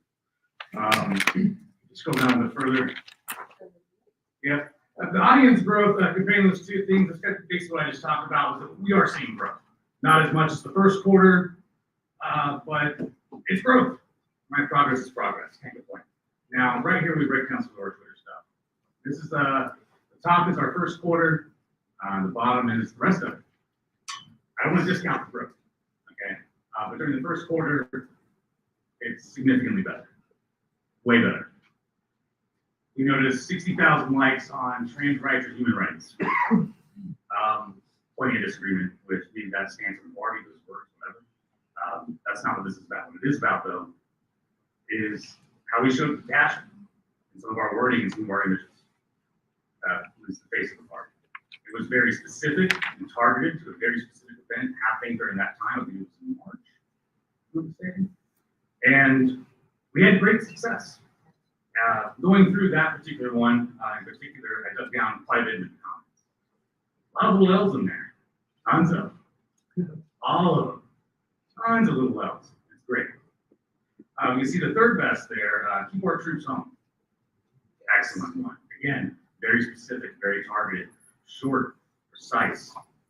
But what I love about it most is the compassion. Now we can see some of our biggest ones for the rest of the year. We'll notice how none of them amount to the first quarter. Our posts are a little bit longer. While they may be relative to certain topics, etc., we did see that we didn't have as much growth there. So the one thing I want to take apart from that, though, is the compassion. Actually, very important for our base, and different things for lobbying and legislative action we're going to be doing will definitely be a great focus if we can. Next part, Facebook, as to it's nobody's surprise, very right-leaning. We're doing great. Okay. All of our articles are fantastic. We show the first quarter compared to the rest of the year. 179 new fans, it's nothing. 2.6 thousand new fans is something. We can see the reactions and so forth that we get in our top posts later throughout the year.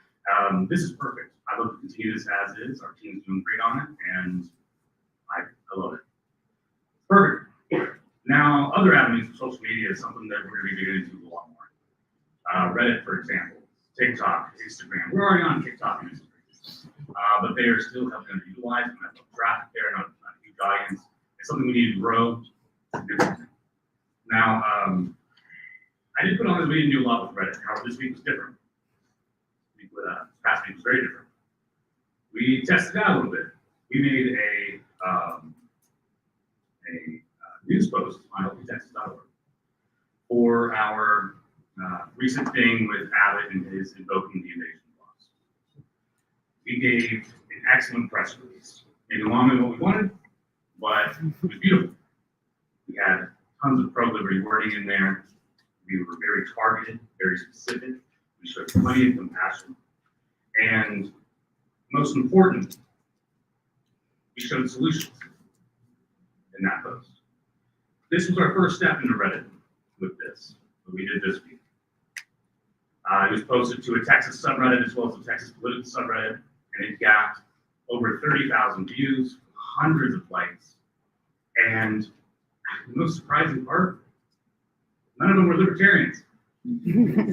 Most of the comments, most of the attention we got weren't libertarians. The biggest and most surprising comment on there was somebody who said, "Am I agreeing with libertarians?" They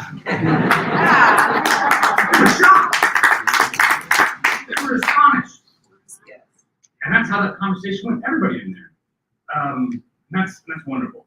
Now, as for the image part of that, there were some negatives there. Plenty of people I commented through and so forth. I do as much as I can on all that stuff. Pay attention to the little guys. Help them, push them towards the party a little bit. Oh, hey, I like what you guys are saying. Oh, definitely. Hey, let's check out our website or whatever. If you're interested, we'd love to have it. Plenty of great stuff going on, right? How many people were interested? How many people come our way? But some people that were interested end up pushing away. We have, the Libertarian Party is very passionate.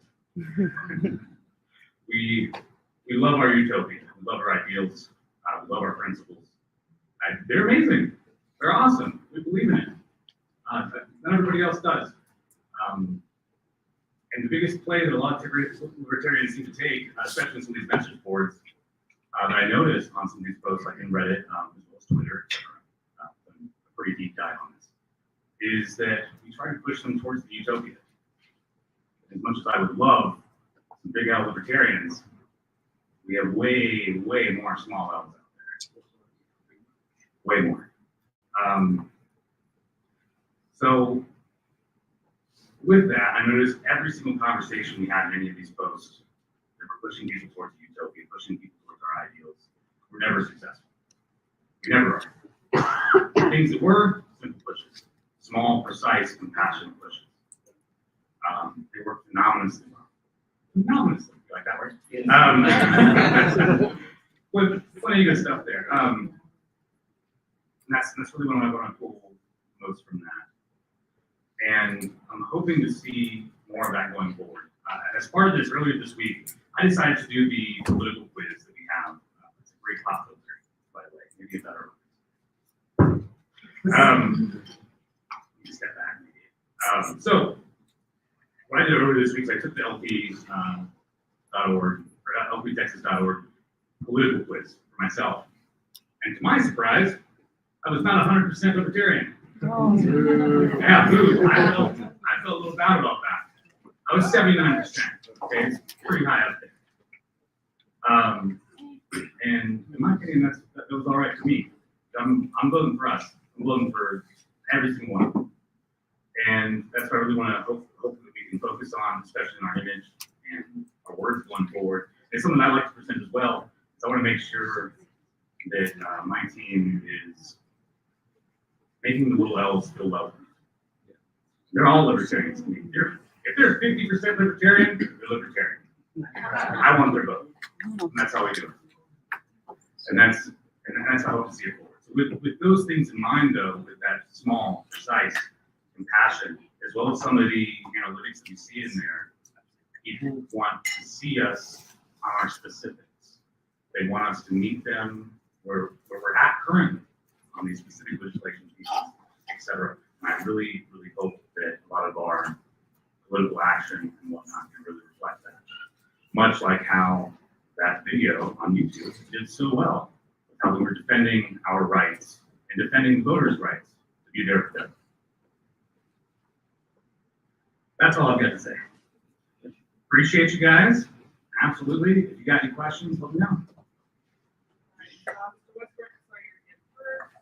I'm looking at your department wants and about newsletter. Oh, yeah. And so my question is, in terms of objectives of the communications department, what is your objective for doing that? What is the fruit that brings to us if you do that? Yeah, there are two things. One, internal. Just like Nathan put his first post or his last report earlier this year. Internal newsletters, I want to push that out to all of our existing people. Basically keep them updated what's going on with the party and push them to donate more. Thank them for their service. Precisely. The second part, which I don't want to say is more important, but it's definitely important, is an external newsletter. We have a news blog on our LPTexas.org website, and I want to really dig into that. As part of like that Reddit post, for example, with this press release, what we did was we posted it to our website first. We didn't send it out to, we did end up sending it out to all the newsletters and whatnot like that, but we first posted it to our website. And then when we sent it out to the newsletters as a press release, we linked the website. Then when we went to Reddit, Twitter, etc., we linked the website. We're redirecting traffic to the website for these particular posts. So that way they can see those beautiful little built-in buttons that say donate and join. Right? Or maybe the platform, maybe more interested if they want to know some more. So that's really the goal with that. Like an education thing. Yeah. For Now, people to connect with. the public-facing newsletter and our news blog posts definitely need to be more, what's going on in the news oriented. That doesn't mean it doesn't leave room for, again, libertarian ideals, philosophies, etc. Like I mentioned earlier, oftentimes getting into our philosophies don't really do well with little L's. So I'd like to stay away from that, but I like to be precise on the messaging. I like to present solutions, and we've already added a few of the volunteers for these specific areas. Very good, thank you. Resource question. So, do you have access to a Hootsuite or something like that where you can post once and get multiple outlets at once? And also, do you have access to a stock image site or stock video site for beef footage? Do you have those resources available to you? Go ahead and answer this question, and then if we're going to do more. Yes. Awesome. Well, thank you. To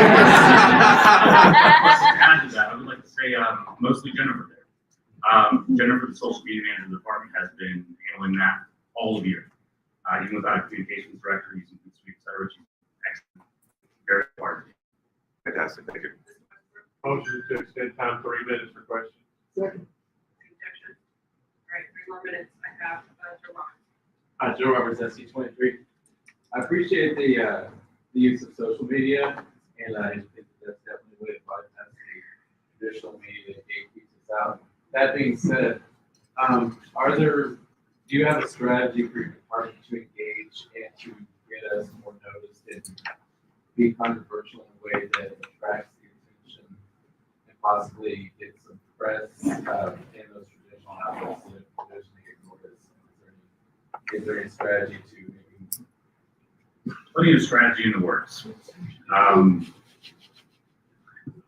of balls in the air with this one.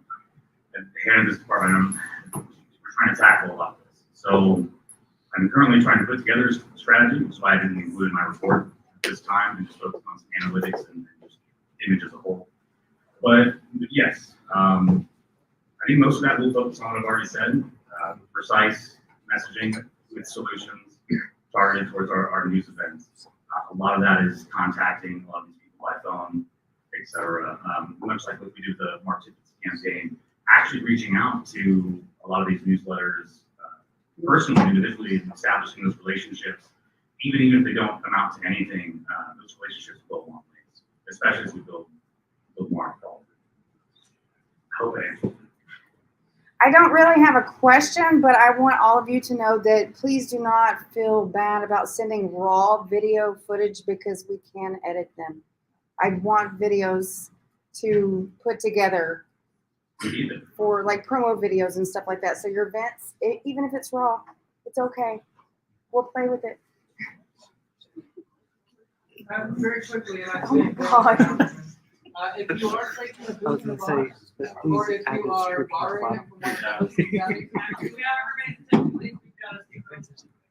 if you are taking a booth in the box and using it or getting it from a hosting county, please send photos. We would love to see. Yeah. Yes. These guys getting used. So, probably are about to be out of time. I just want to say a couple things. One, I enjoyed Reddit yesterday, thanks to you. Because of.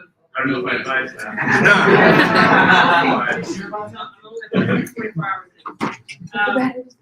answer, to address Joe's question, we do have the agility platform now, the PR platform specifically designed. Bottom line is, not everything we say or make or feel or opine on is a press release. If you want more engagement with the media, you have to do more stuff. And so that is part of the strategy. Do more stuff. Send us pictures of it. Send us videos of it, like you're saying. We did establish some really close relationships with media personnel through the lawsuit situation and other things that have been happening. And we are, I personally, will speak for myself, I am holding on to those. And I know Jennifer, when you came along, was doing the same. So we're keeping track of those relationships. When things happen, I can text them pretty quickly and be like, hey, do you want us to talk to you about this or that? Sometimes they say yes, sometimes they say no. My boss doesn't want to hear about it. They are still beholden to their employers. Yes. And if their employers don't give a crap, a lot of them aren't going to give a crap. So we need to be doing things that are going to make the editors care. And just to answer your question too, these things, he said a few times the newsletter that was going to the newsletters. I think what he meant was like news outlets or reporters. We were sending these, we blasted this to all over Texas to news reporters and to media outlets. As well as national.